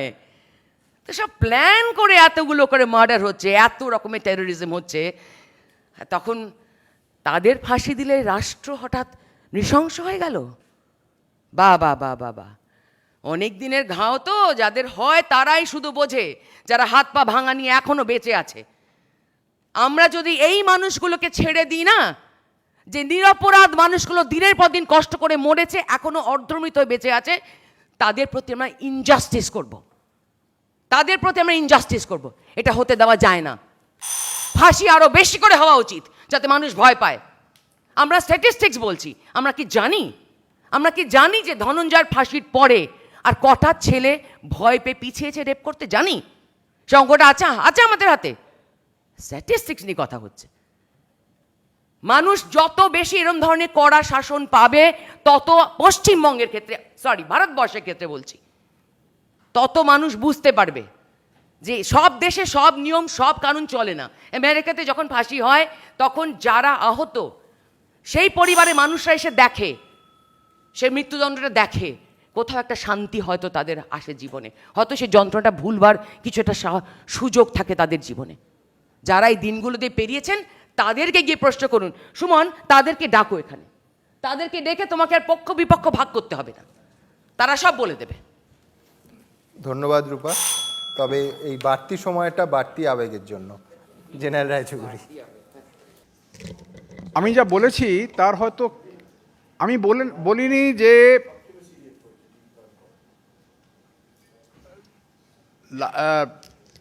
ক্যাপিটাল পানিশমেন্ট অ্যাবলিশ করে দাও, অ্যাবলিশ করে সেইটাকে রিপ্লেস করতে হবে with something equivalent. Life imprisonment, যাবজ্জীবন কারাদণ্ড, ওই ক্যাপিটাল পানিশমেন্টের মধ্যে হবে। ক্যাপিটাল পানিশমেন্ট যেরকম মৃত্যু, তাই লাইফ ইমপ্রিজনমেন্ট তখন জীবন্ত মৃত্যু বানাতে হবে। সেটা না করলে কিন্তু আমি মনে করি ক্যাপিটাল পানিশমেন্ট থাকা উচিত। কিন্তু যদি ক্যাপিটাল পানিশমেন্ট অ্যাবলিশ করা হয়, তার পরিবর্তে যা আমরা বলছি যাবজ্জীবন কারাগার, সেই যাবজ্জীবন কারাগার কিন্তু যাবজ্জীবন জীবন্ত মৃত্যু, মানে তাকে এমনভাবে রাখা হবে যা এনারা বলছেন যে ওনাদের খুব সব দিক নিয়ম কানুন মেনে রাখা হয়, চলবে না। যেরকম চায়নাতে হয়, চায়নার কথা বারবার হচ্ছে, ওখানে যাদের ক্যাপিটাল পানিশমেন্ট দেওয়া হয় না, তাদের অত্যন্ত অমানবিক অবস্থায় খাটতে পাঠানো হয়। রাশিয়াতে ঠিক তাই।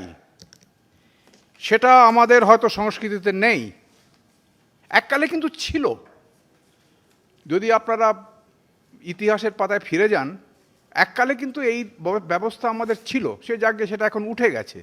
আমি তা বলছি না যে হাত কেটে ফেলো, পা কেটে ফেলো, এটা বলতে আজকাল হবে না।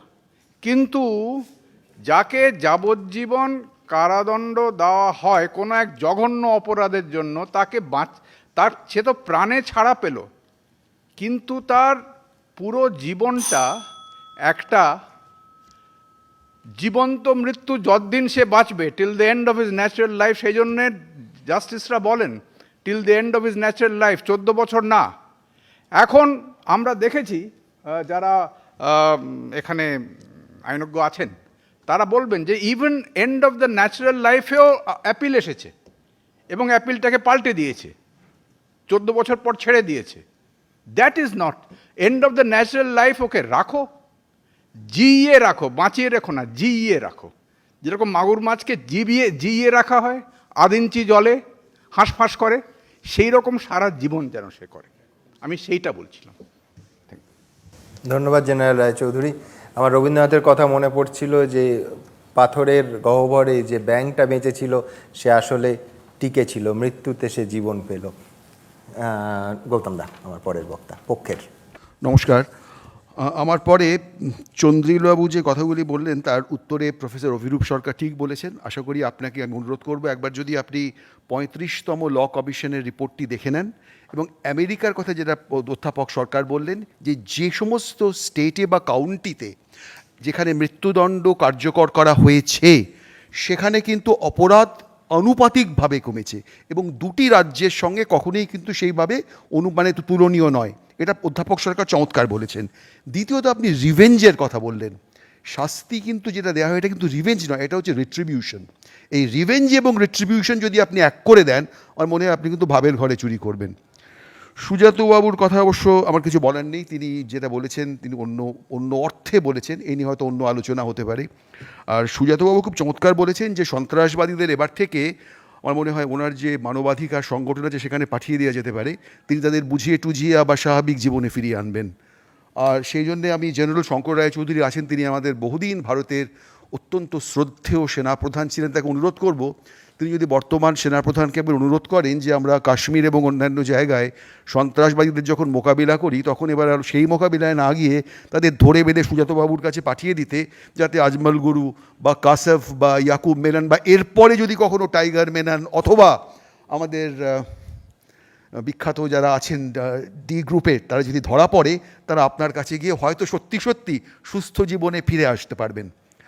আর শ্রী শান্তনু সেন, তিনি সিবিআইতে বহুদিন ছিলেন, আমাদের বোম্বাই ব্লাস্ট কেসে তিনি ছিলেন যে আমাদের বিশেষ তদন্তকারী দল প্রধান। আমিও সিবিআইতে কাজ করেছিলাম, আমি যতটুকু জানি যে তদন্তের পরে যখন সিবিআইয়ের প্রসিকিউটররা মামলা করেন তখন তদন্তকারী দলের সঙ্গে পরামর্শ করে তারা কোর্টের কাছে শাস্তি চান। শান্তনুবাবুকে দয়া করে বলবেন যে তিনি কি তাদের প্রসিকিউটরকে সেই সময় বলেছিলেন যে ইয়াকুব মেমনের ফাঁসির দরকার নেই? আজকে তার উপলব্ধি হলো যে আমাদের আইন পাল্টে তারপরে ফাঁসিকে কার্যকর করা উচিত। আর জেনারেল শঙ্কর রায়চৌধুরী যেটা বললেন, আমি দেখছিলাম সুজাতবাবু ঘন ঘন মাথা নাড়ছেন। উনি যখন বললেন যে হাত কাটবো না, পা কাটবো না, কিন্তু জিইয়ে রাখবো, একদম সেই অল্প জলে জীবন্ত শিঙি মাছের মতো। আমি জানি না সুজাতবাবু হয়তো নিশ্চয়ই এটা সমর্থন করছেন, কারণ ওরা একই দলে আছেন। ফাঁসির বিরুদ্ধে বলছেন, ফাঁসির বিরুদ্ধে বলা ভালো, কিন্তু আমার মনে হয় আবার আমি এক কথায় যাব, সুমন একটু আগে বলেছেন, আমাকে অবাক হলাম যে ইন্ডিয়ান স্ট্যাটিস্টিক্যাল ইনস্টিটিউটের অধ্যাপকরা তারা পরিসংখ্যানের অনুসন্ধান ছেড়ে বা অঙ্কের অনুসন্ধান ছেড়ে তারা এখন দেখছেন হেতাল পারেককে অনার কিলিং করা হয়েছে কিনা। আমি দেখে খুব অবাক হলাম। একটি ছোট্ট কিশোরী 14 না 18 বছর বয়স ছিল, 21টি ইনজুরি নিয়ে তার উপরে যে বিভৎস অত্যাচার করে তাকে মারা হলো। আজকে বলা হচ্ছে হয়তো এই জাজমেন্টটা ঠিক নয়। 10 বছর ধরে এই তদন্ত চলেছিল, তদন্তের পরে হাইকোর্টে যায়, তো ভুল বললাম, 10 বছর ধরে বিচার হয়, হাইকোর্টে যায়, সুপ্রিম কোর্টে যায়, প্রত্যেকটি তদন্তের প্রত্যেকটি পথ সুপ্রিম কোর্ট দেখে। এবং সুপ্রিম কোর্টের জজেরা কি বলেছিলেন আমি একবার একটু পড়ে দিতে চাই আপনাদের কাছে। তারা বলেছিলেন, justice demands that court should impose punishment befitting the crime so that the courts reflect the public abhorrence of the crime. The courts must not only keep in view the rights of the criminal but also the rights of the victims of crime and the society at large while considering imposition of appropriate punishment. আমি সবাইকে অনুরোধ করব যে আমাদের কাছে ক্ষমা যেন ক্ষীণ দুর্বলতা না হয়, যেখানে প্রয়োজন সমাজকে কঠোর হতে হবে, বিচার ব্যবস্থায় কঠোর হতে হবে। নমস্কার। ধন্যবাদ গৌতম দা।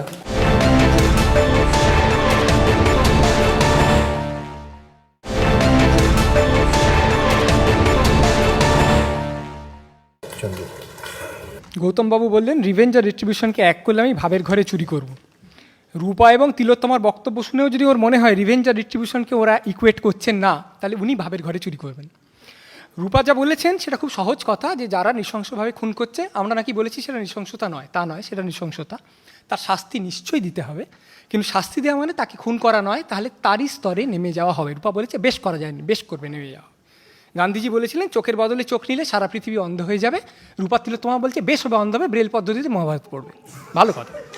কথা হলো, আমি গান্ধীরই একটা গল্প দিয়ে এটাকে শেষ করব। তার আগে বলি, তিলোত্তমা বলেছে যে বাসে যখন আপনার পা কেউ মারিয়ে দেন আপনি কী করেন? গালাগাল দেন, পারলে আপনি তার পা মারিয়ে দেন। যদি সত্যি একজন পা মারিয়ে দিলেই তার পা মারিয়ে কেউ দেয়, এবং সে আবার তার পা মারিয়ে দেয়, এবং সে আবার তার পা মারিয়ে দেয়, এভাবে জিনিসটা চলতে থাকে, সেটাকেই বলা হয় অসভ্যতা।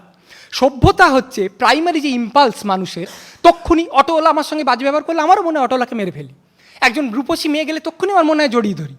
এই প্রাইমারি ইম্পালসগুলোকে দমন করে নীতির কাছে যাই বলে আমরা সভ্যতার জার্নি হচ্ছে প্রাইমারি ইম্পালস থেকে নীতির দিকে যাত্রা। সেইটাকে যদি কেউ সেইটাকে যদি কেউ কন্ট্রিবিউট না করে তাহলে সে অসভ্যতা চাইছে। তিলোত্তমা আরও বলেছেন ক্ষমার একটা সীমা আছে, ক্ষমার কোনো সীমা নেই। আমি একটা গল্প বলি, গান্ধীজিরই গল্প, যেটা আমি বলছিলাম। পার্টিশনের পর রায়ট চলছে, গান্ধীজি তখন অনশন করছেন, কলকাতাতেই আছেন। একজন হিন্দু লোক গিয়ে গান্ধীজিকে বলছে একটি দল মুসলিম এসে তার ছোট ছেলেকে খুন করেছে। সে কি করেছে? সেও একটি ছোট ছেলেকে পিটিয়ে পিটিয়ে খুন করেছে, মুসলিম ছেলেকে। গান্ধীজি তাকে বললেন, তুমি যদি সত্যি সত্যি নিজের কষ্টকে অতিক্রম করতে চাও, একটি মুসলিম ছেলেকে খুঁজে বের করো যে তোমার ছেলের বয়সী এবং যার বাবা মাকে হিন্দুরা খুন করেছে, তাকে নিজের ছেলের মতো করে মানুষ করো। কেন বললেন? দিব্যি তো এক শোধ হয়ে গেছিল, এর ছেলেকে খুন, ওর ছেলেকে খুন। রূপা তো বলবেন যে ওনার গান্ধীজি তো দুহাত তুলে নৃত্য করা উচিত ছিল, কিন্তু তা তো করেননি। কেন করেননি? কি বলতে চেয়েছেন গান্ধীজি? একদম বোকা লোক তো ছিলেন না। কি বলছেন? বলছেন যে তুমি অধম, তাহলে আমি অধম হব, তুমি আরও অধম হবে, আমি আরও অধম হব।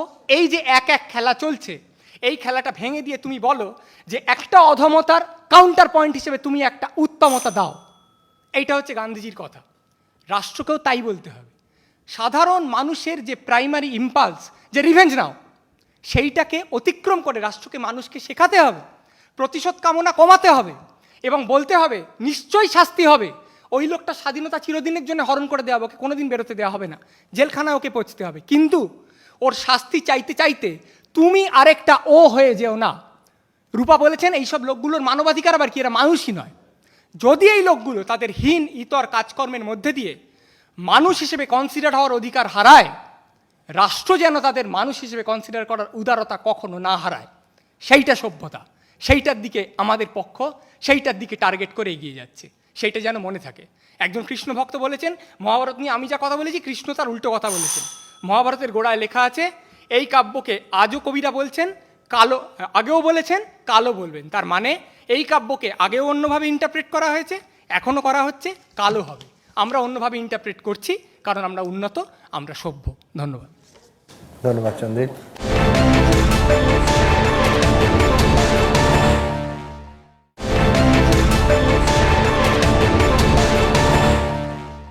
কুণাল, আবার আমাকে সেই সাইক্লোনের মুখোমুখি করতে হচ্ছে। মোটামুটি এটা আমার একটা অভ্যাসে দাঁড়িয়ে গেছে আর কি। তো কথাটা হলো সভ্যতার নিদর্শন কি? সভ্যতার নিদর্শন নিশ্চয়ই আমাদের মানবিকতার মধ্যে আছে, ক্ষমার মধ্যে আছে, অনস্বীকার্য। কিন্তু সভ্যতার নিদর্শন আমাদের সাধারণ ছেলে মেয়ে নাগরিককে তাদের জীবনের যে সিকিউরিটি, তার মধ্যেও আমাদের সভ্যতার নিদর্শন আছে। এবং সেই সভ্যতার নিদর্শন দিতে গেলে কখনো কখনো আমাদের দেশকে, রাষ্ট্রকে, সমাজ ব্যবস্থাকে, ন্যায় ব্যবস্থাকে কঠিন কাজ করতে হবে। সমস্ত শক্ত অসুখের মিষ্টি ওষুধ হয় না। Some severe diseases will have bitter medicines, এবং আজকের বাস্তব পৃথিবীকে সেটা মেনে নেওয়া ছাড়া কোনো উপায় নেই। মোটামুটি যে সারাংশ আমরা আজকের বিতর্ক থেকে পেয়েছি তার একটা পয়েন্ট ছিল, সুজাতদার অনেক জিনিসের সঙ্গে আমি একমত, যে আমাদের সোশ্যাল ডিস্টারবেন্সের রুট কজ খুঁজে বার করতে হবে। কিন্তু যেটা আমাদের রাষ্ট্র সেখানে বর্বরচিত নয়, সেখানে রাষ্ট্র দুঃখিত। আজকে মা যখন তার ছেলেকে শাস্তি দেয় তখন মা বর্বরচিত নয়, মা দুঃখের সঙ্গেও প্রয়োজন হলে তার ছেলেকে শাস্তি দেয়। সুতরাং a sad state has to be differentiated from a barbaric state. পৃথিবীতে 196টা দেশ আছে, 148টা দেশের আজকে আপনি বললেন আপনার পরিসংখ্যান থেকে মৃত্যুদণ্ড নেই, তার মানে 48টি দেশে আছে। তো কোন 48টি দেশে আছে? আজকে ক্যানাডার, অস্ট্রেলিয়ার, আজকে তাদের যে ইতিহাস, তাদের যে বর্তমান সোশিও পলিটিক্যাল সিচুয়েশন, সেই সোশিও পলিটিক্যাল সিচুয়েশনের সঙ্গে সাবকন্টিনেন্টাল সোশিও পলিটিক্যাল সিচুয়েশনের মিল নেই।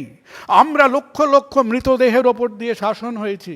আজকে গান্ধীজির মানবিকতাতে আমি নতমস্তকে স্বীকার করছি, কিন্তু সেই মানবিকতার সঙ্গে যদি আরেকটু রাজনৈতিক তীক্ষ্ণতা থাকতো তাহলে হয়তো অতগুলো মৃতদেহের ওপর দিয়ে আজকে ভারতবর্ষকে স্বাধীনতার পথে হাঁটতে হতো না। দ্বিতীয় যে পয়েন্টে আজকে আমরা আসতে চাই, এবং যে পয়েন্টটা আজকের দিনে ইম্পর্টেন্ট, যে আমরা বারবার একটা কথা বলছি যে আমাদের judicial system, the last pillar of Indian civilisation, তাদের হাতের মধ্যে যে উপায়গুলো আছে, যে মানদণ্ড আছে, যে ন্যায়দণ্ড আছে, সেই অনুযায়ী তারা কাজ করছেন। সুতরাং আমাদের সোশ্যাল ইভলিউশন, ক্রমবিবর্তনের মধ্যে দিয়ে যখন ন্যায় ব্যবস্থার উন্নতি হবে, সেটা কারা করবেন? সেটা আমাদের পলিটিক্যাল সিস্টেম করবেন। এবং পলিটিক্যাল সিস্টেম যতদিন না আমার আপনার কাছে অ্যাকাউন্টেবল হবে, ততদিন এটা হওয়া সম্ভব হবে না। তাই এই প্রসেসটা শুরু করার সময় হয়েছে। মানুষের মৃত্যুতে আজকে এই বিতর্কের পক্ষে যারা বলছেন তারা উল্লাস করছেন না। আজকে আমরা ট্রায়াম্ফুলিজমের মধ্যে দিয়ে মৃত্যুকে ডেকে আনছি না, আমরা চেষ্টা করছি সমাজের মধ্যে একটা ন্যায়ের এস্টাবলিশ করতে এবং ডেটারেন্স যাতে এস্টাবলিশ হয় তার পক্ষে। নমস্কার। ধন্যবাদ কুণালদা। আমরা পরের বক্তা শ্রীজাত, আমরা সভ্যতার কথা বলছি। আমি মনুস্মৃতি পড়ছিলাম, যেখানে স্পষ্ট বলা হচ্ছে তখন বর্ণাশ্রম খুব তীব্র। মনু লিখছেন যে একই ধরনের নৃশংস অপরাধ করলে মানুষটি যদি ব্রাহ্মণ হন, তার কোনো রকম মৃত্যুদণ্ডের কথা শুধু যে দেয়া যাবে না তা নয়, রাজা মাথাতেও চিন্তা করতে পারবেন না। আর অব্রাহ্মণ হলে অবশ্যই চরমতম শাস্তি। ধন্যবাদ। আমি খুব ভালো বক্তা নই, কিন্তু আমি যে জায়গা থেকে শুরু করব ভাবছিলাম সুমন সেটাকে ধরিয়ে দিলেন। আমার আত্মবিশ্বাস একটু বাড়লো এইটা দেখে যে আমার বিপক্ষে যারা বসে আছেন তারা স্বক্ষেত্রে কতখানি প্রতিষ্ঠিত সেটা বলে দেওয়ার অপেক্ষা রাখে না। তারা আমার যুক্তির কোনো খণ্ডনের কোনো চেষ্টাই করলেন না। আমি একটাই প্রশ্ন রেখেছিলাম যে রাষ্ট্রের তাহলে কী শাস্তি হয়? রূপার অস্ত্র দেখলাম আবেগ, রূপা খুবই আবেগী মানুষ, রূপা আবার পরিসংখ্যান দিলে খেপে যাচ্ছেন। কিন্তু আমাদের ভুললে চলবে না যে দেশ তার জুডিশিয়ারি পরিসংখ্যানের উপর বেশি নির্ভর করে আবেগের চাইতে। সেখানে আমি অভিরূপবাবু একটা প্রশ্ন তুলেছেন যে যাদের বাড়িতে ধর্ষণ ঘটে, খুন ঘটে, তাদের আবেগকে আমরা কিভাবে কেটার করব। আমি অভিরূপবাবুকে পাল্টা প্রশ্ন করব যে ধর্ষণ, খুন যখন রাষ্ট্র করে, যখন রাষ্ট্র ব্যবস্থার মাধ্যমে হয়, রাষ্ট্রযন্ত্র করে, শাসনযন্ত্র করে, প্রশাসনের মাধ্যমে হয় এবং খুব চমৎকারভাবে দাঁড়িয়ে থেকে করানো হয়, সেগুলো ব্যবস্থা করে, সেগুলো খুব প্রি প্ল্যান্ড এবং সেগুলো সন্ত্রাসবাদীদের থেকে খুব কম দিনের প্ল্যান থাকে না হয়তো, আমরা সকলেই জানি, আমাদের দেশেও অনেক হয়েছে। তখন কি সেই ধর্ষিতার মা মুখ্যমন্ত্রী, প্রধানমন্ত্রী, রাষ্ট্রপতির ফাঁসি চান, না চাইলে জুডিশিয়ারি সেটার উপর দৃষ্টিপাত করে? এটার আমি একটু স্পেসিফিক উত্তর চাইব কারো কাছ থেকে। দুই হচ্ছে যে পরিসংখ্যান, আবার রূপাকে দুঃখ দিয়ে আমি পরিসংখ্যানের কথায় আসছি। পরিসংখ্যান বলছে যে আজ পর্যন্ত পৃথিবীর ইতিহাসে সন্ত্রাসবাদীদের হাতে যত প্রাণ গেছে তার বহুগুণ প্রাণ গেছে রাষ্ট্র ব্যবস্থার নিজস্ব লড়াইয়ে। দুটি বিশ্বযুদ্ধ, তারপর বিভিন্ন বোমার পরীক্ষা এবং নিজেদের আত্মগরিমা প্রমাণ করতে অন্য দেশের উপর গিয়ে অত্যাচার চালানো নির্বিচারে, এতে অনেক বেশি প্রাণ গেছে সন্ত্রাসবাদীদের তুলনায়। এর মানে এই নয় যে আমরা সন্ত্রাসবাদীদের কোনো রকম কোনো কর্মকাণ্ডকে সমর্থন জানাচ্ছি, কিন্তু আমি কথা বলছি যে দুটো বিষয়ই তাহলে সমান শাস্তির ব্যবস্থা হওয়া উচিত। কেন আমি এই অসমানতা নিয়ে এই সভ্যতায় বাঁচব? আর আমি খুব অবাক হয়েছি দেখে যে তিলোত্তমাদি, আমার ভীষণ প্রিয় একজন সাহিত্যিক, তিনি বলেছেন যে প্রকাশ্যে ফাঁসি হওয়া উচিত। খুব দুঃখের বিষয় একটা জিনিস বলি, যে যখন আমরা ভিডিওতে দেখি যে তালিবানরা কারোর মাথায় বন্দুক ঠেকিয়ে খুন করছে এবং সেই ভিডিওগুলো ভাইরাল হয়ে ছড়িয়ে পড়ে আতঙ্ক ছড়ানোর জন্যে, বলতে দুঃখ পাচ্ছি এই প্রথাটা কিন্তু রাষ্ট্র ব্যবস্থা থেকেই শেখা। একদম মধ্যযুগীয় সময় থেকে মানুষকে মাঝ মাঠে বেঁধে মাংস খুবলে, ঢিল মেরে, চোখ তুলে নিয়ে ছুরি মেরে মারা হতো এবং মানুষ সেটাকে বিনোদন হিসেবে নিতেন, সেখানে আসতেন। সেইখান থেকে সন্ত্রাসবাদীরা এটাকে শিক্ষা হিসেবে গ্রহণ করেছে এবং এখন আমাদের উপর প্রয়োগ করছে। আমরা যদি 2015-এ আবার সেই জায়গায় ফিরে যাই, তাহলে আমার মনে হয় আমাদের নিজেদেরও বেঁচে থাকবার কোনো অধিকার নেই। ধন্যবাদ। ধন্যবাদ শ্রীজাত। অভিরূপদা, আমার পরের বক্তা পক্ষে।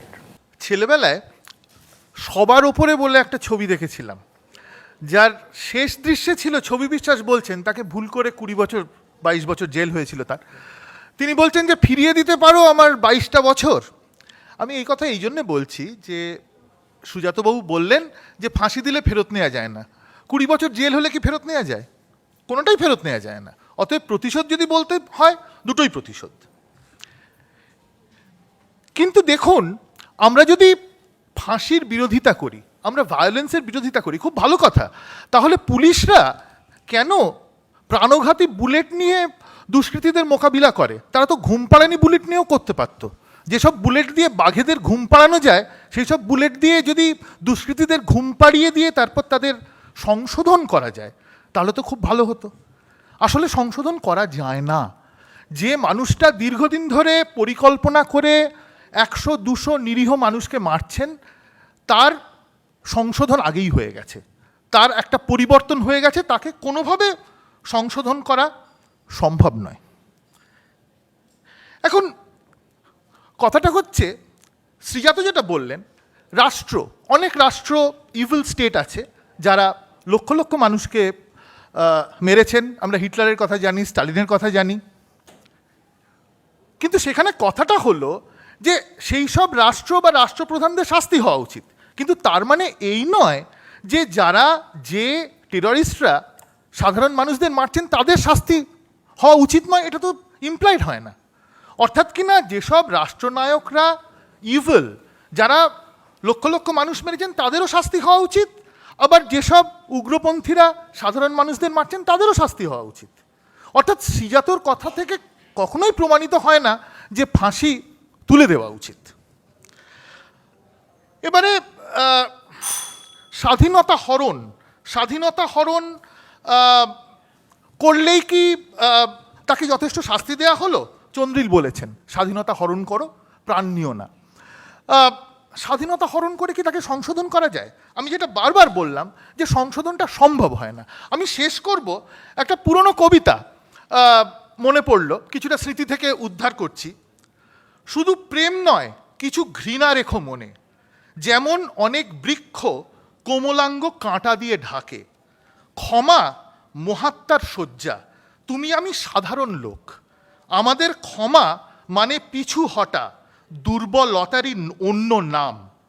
চারিদিকে পশুদের নখ দাঁত, তর্জনে গর্জনে, প্রেম নয়, ক্ষমা নয়, কাঁটা বিষ ঘৃণা রেখো মনে। নমস্কার। ধন্যবাদ অভিরূপদা। সুজাত ভদ্র। কেউ যদি বলেন যে কোনো মানুষ সংশোধনের যোগ্য নয়, তার সাথে বিতর্ক হয় না। আমরা দুপক্ষে, কোনোদিন মিল হবে না। আমি মনে করি মানুষ মাত্রই সংশোধনযোগ্য। আমি উদাহরণ দিয়েছিলাম জয়প্রকাশ নারায়ণের, চম্বলে ডাকাতদের একজন 95 জন খুনে অভিযুক্ত কদিন আগে, 2 বছর আগে শান্তিনিকেতনে শান্তির বাণী শোনাতে এসেছিলেন। অস্ত্র ত্যাগ করেছিলেন, ভুল স্বীকার করে নিয়েছিলেন।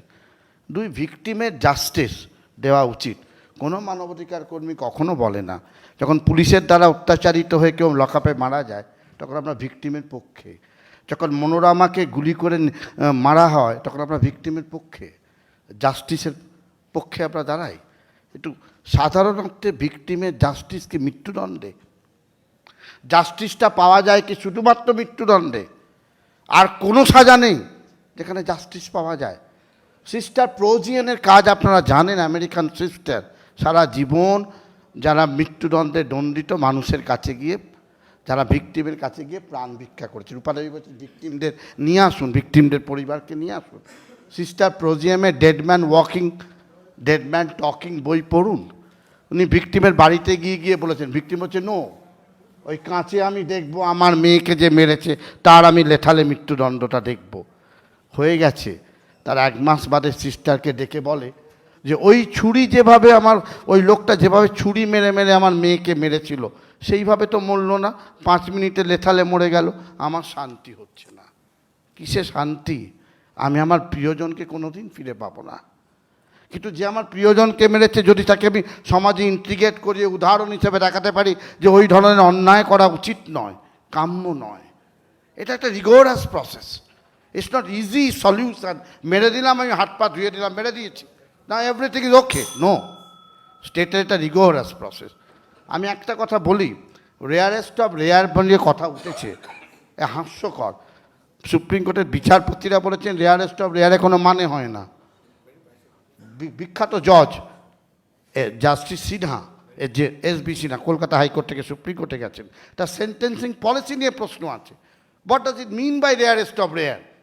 In terms of execution, in terms of planning, in terms of destruction of evidence, কোনো ডেফিনেশন নেই। গৌতমবাবু যেটা বলেছেন সম্পূর্ণ ভ্রান্ত। রজার হুডের বই পড়ুন, ডেটারেন্স নিয়ে সারা পৃথিবী জুড়ে গবেষণা হয়েছে। ডেটারেন্সের উঠে গেলে মানে মৃত্যুদণ্ড ডেটারেন্স এটা হোক্স বলে প্রমাণিত হয়েছে।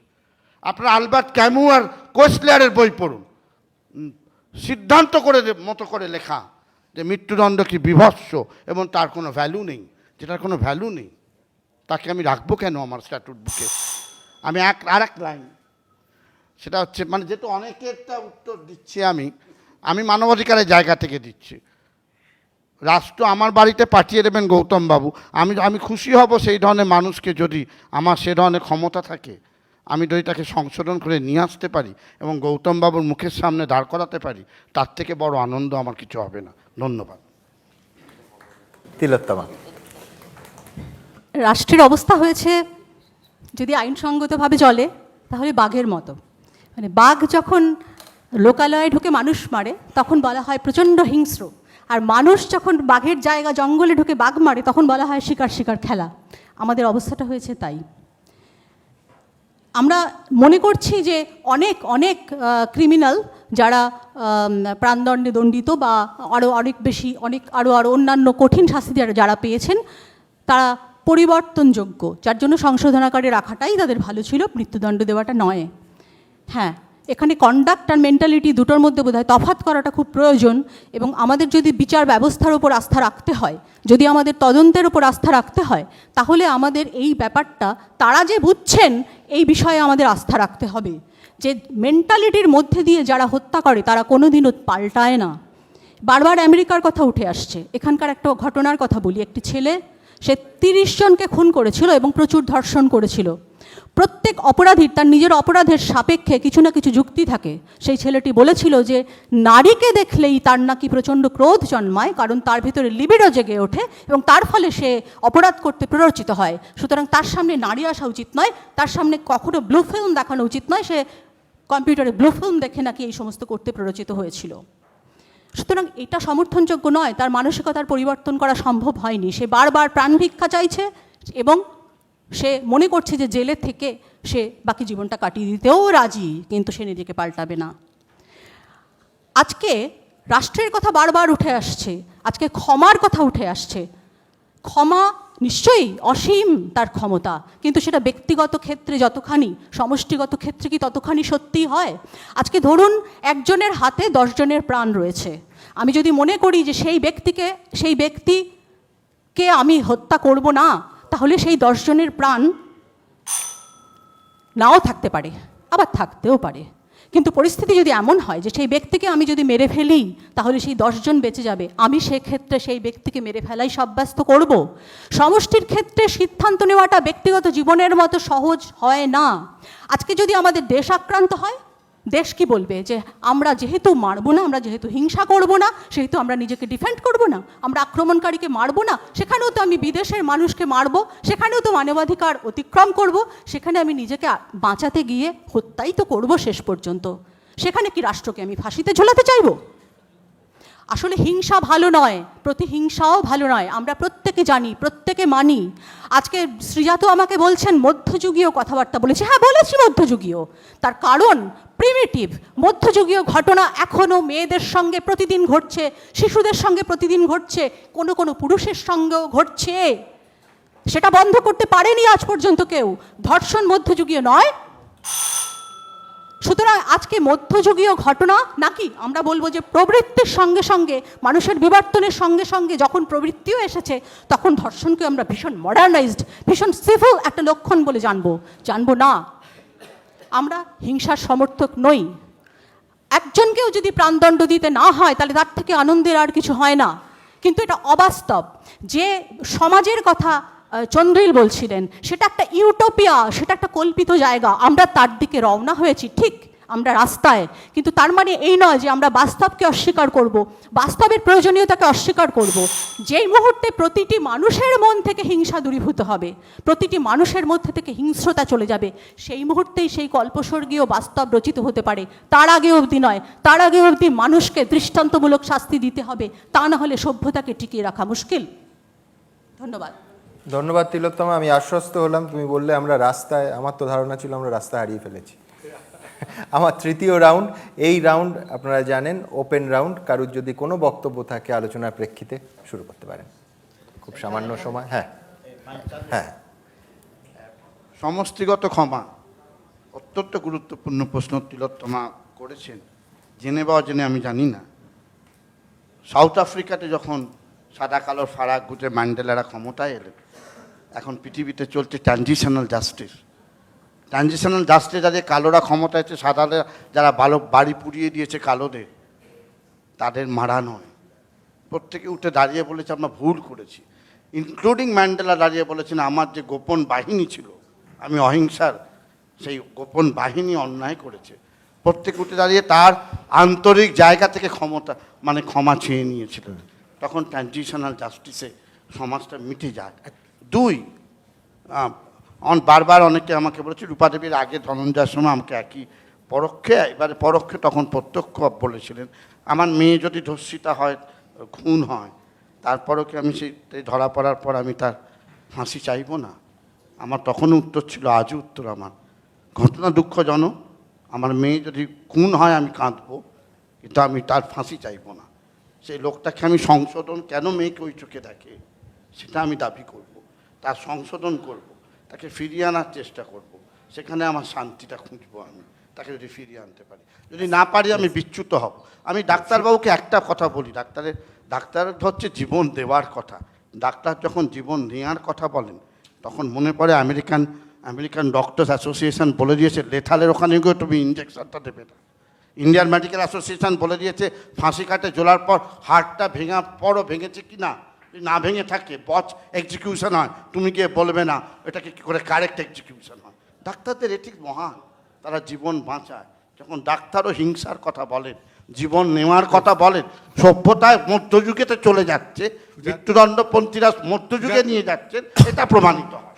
সুজাতদা, আপনি যেহেতু আমার পেশা এবং পেশার আবেগটাকে তুললেন, সেখানে একটা কথা বলি, ডাক্তার নিশ্চয়ই, ডাক্তার চায় সবাই বেঁচে থাকুক, ডাক্তার চায় সমাজ বেঁচে থাকুক, এবং না ডাক্তারবাবু মৃত্যুদণ্ড কখনো ওষুধ হতে পারে না। না, সাইকোপ্যাথকে আপনি কখনো মারতে পারেন না, নিশ্চয়ই।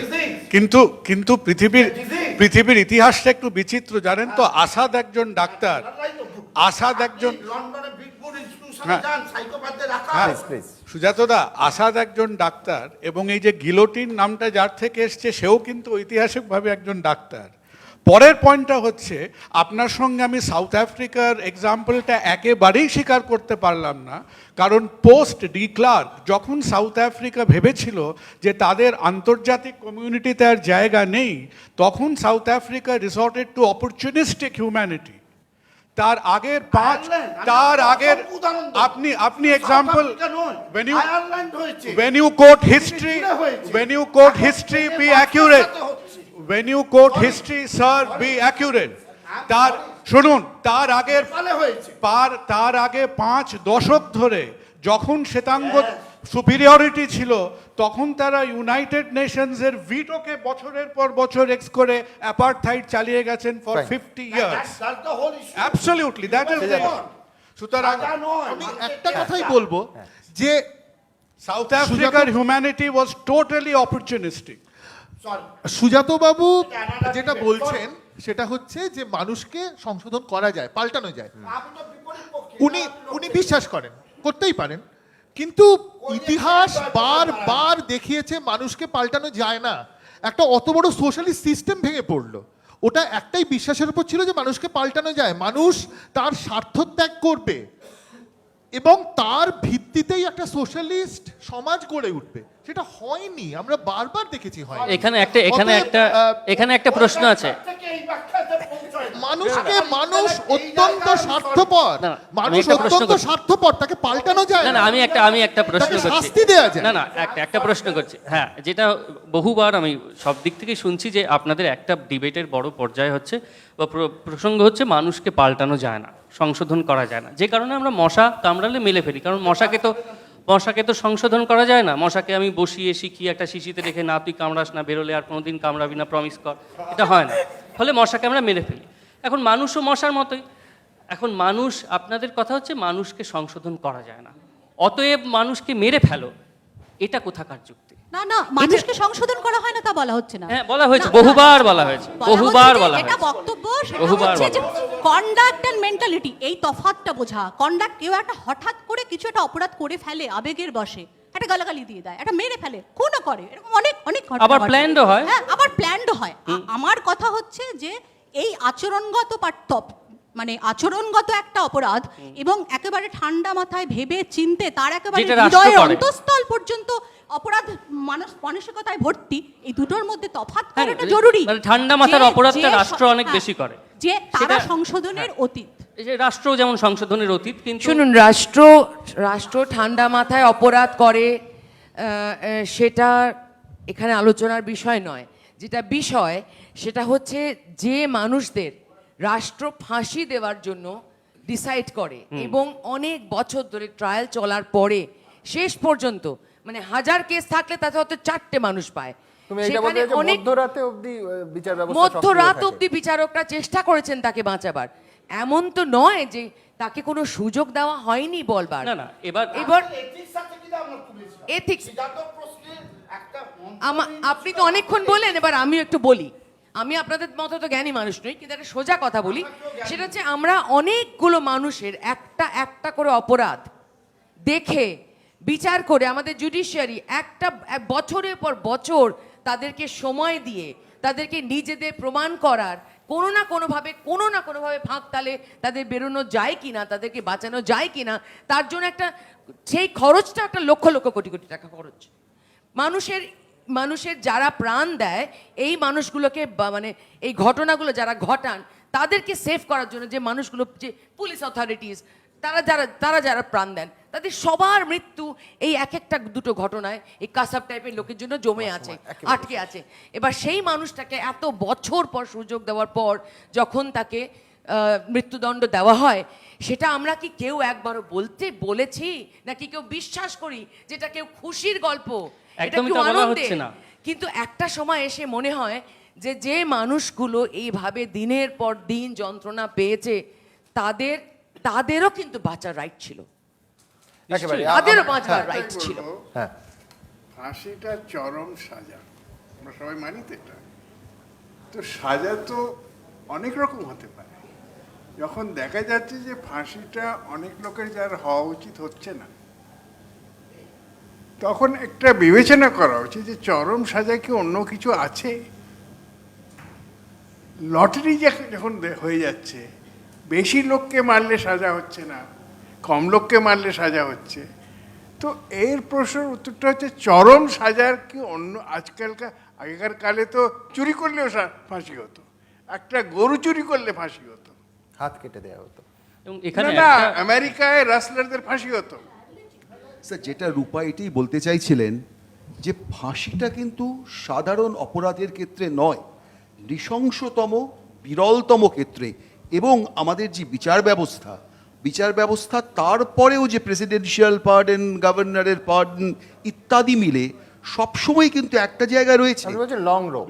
আমি লং রোপ একমত, নয় স্যার। একমত। স্যার 1303 জনের বিরুদ্ধে মৃত্যুর শাস্তি দেওয়া হয়েছিল আমার মনে হচ্ছে 2004 থেকে 2014 অবধি। তার মধ্যে 4 জনের ক্ষেত্রে মাত্র এটা কার্যকর হয়েছে, এবং এবার হলো 5ম জনের। এবং এই পিরিয়ডে 3000-এর ওপর মানুষের ডেথ সেন্টেন্স কিন্তু লাইফ ইমপ্রিজনমেন্টে পাল্টানো হয়েছে। তাহলে তো লাভই নেই। স্যার, না। তাদের হওয়া উচিত তাদের হচ্ছে না না। স্যার, না স্যার, তা বলছি না। এখানে এখানে আরেকটা জিনিস ভয়। আমি জানি আমার মৃত্যুদণ্ড হতে পারে, এরও কিন্তু প্রয়োজন রয়েছে। এখানে একটা কথা কথা আছে, একেবারে ছোট্ট শেষ, কথা please। একটা কথা একটা কথা আছে। আমি আজকে আপনারা এর সঙ্গে অনেক বেশি যুক্ত। অল্প কজনের যদি ফাঁসি হয় তাহলে ভীতি কেন? ডেটারেন্স না, আমরা তা বলিনি। আমি দুটো আমরা তা বলিনি, আমরা কখনো বলিনি, দুটো আমরা point কখনো তুলবো। বলিনি সব ক্ষেত্রে ফাঁসি দিতে হবে। আমরা বলেছি নৃশংসতম, এটা কখনো হতে পারে না, এটা অবজেক্টিভ, ইট ক্যানট বি অবজেক্টিভ। আমি দুটো এই বিতর্ক সভার দাড়ি টানতে হবে। আমরা নিশ্চিত ছিলাম যে কোনো রকম, প্লিজ গৌতম দা, সুজাত দা, আমরা প্লিজ, আমরা নিশ্চিত ছিলাম, ঠিকই বলেছেন গৌতম বাবু একদিক থেকে যে এই বিতর্ক সভার শেষটা কখনো এই আসনে বসে আমরা কেউই দিতে পারি না। তার কারণ হচ্ছে দুটো কারণ। এক হচ্ছে যারা পক্ষে বলছেন এক অর্থে তারা জিতে রয়েছেন, কারণ এই মুহূর্তে গণতান্ত্রিক দেশ, পৃথিবীর বৃহত্তম গণতান্ত্রিক রাষ্ট্র ভারতবর্ষে ফাঁসিটা চলছে। আর দ্বিতীয় কারণ আমার যেটা মনে হয় যে জয় পরাজয়ের সঙ্গে এই বিতর্ক সভায় কোথাও পরোক্ষভাবে জীবন মৃত্যুর প্রশ্নটা যুক্ত আছে, যে বিষয়ে সিদ্ধান্ত মাননীয় বিচারপতিরা নিতে পারেন, আমরা কেউই পারি না। আমার ঠিক দুটো জিনিস এই অনুষ্ঠানের শেষে বলার। এক, সম্পূর্ণ তথ্য দেখে এবং আমাদের সাংবাদিকতার স্মৃতি থেকে আমরা দেখেছি যে 2004-এর ধনঞ্জয়ের ঘটনার পর শুধু কলকাতা শহরে নয়, আমাদের জেলায় এমনকি প্রত্যন্ত গ্রামেও শিশুরা নিজেদের মধ্যে ফাঁসি খেলেছিল এবং তার পরিণতি হয়েছিল ভয়াবহ। প্রায় 5 জন শিশুকে 30 দিনের মধ্যে আমরা হারিয়েছিলাম। এবার অভিভাবকরা এবং সবাই সব ক্ষেত্রে যেন সতর্ক থাকেন এবং কোনোভাবে এই প্রকাশ্য বিতর্ক সভার ইম্প্যাক্টটা অবধ শিশুদের ওপর না পড়ে, প্রথম। এবং দ্বিতীয় যেটা বলার, আমি বলছিলাম চতুর্দিকে একটা কোথাও উগ্র জাতীয়তাবাদী ভাবাবেগও তৈরি হচ্ছে যে যারা ফাঁসি সমর্থন করছেন তারা একমাত্র দেশভক্ত এবং যারা বিরোধিতা করছেন তারা দেশদ্রোহী, তাদের পাকিস্তান কিংবা সৌদি আরবে চলে যাওয়ার উপদেশ অনেকে দিচ্ছেন। আমার শুধু এইটুকু চাওয়ার যে আমার দুপক্ষই আমার সমান প্রিয়, যারা টেলিভিশন পর্দায় দুটো মত সমর্থন করছেন সমান প্রিয়, আমরা সবাই যেন অত্যন্ত বহুত্ববাদীর জনক এই ভারতবর্ষে নিরাপদে এবং শান্তিতে থাকতে পারি। এই বলে আজ এই বিতর্ক সভা শেষ করব। সবাই ভালো থাকবেন, শুভরাত্রি।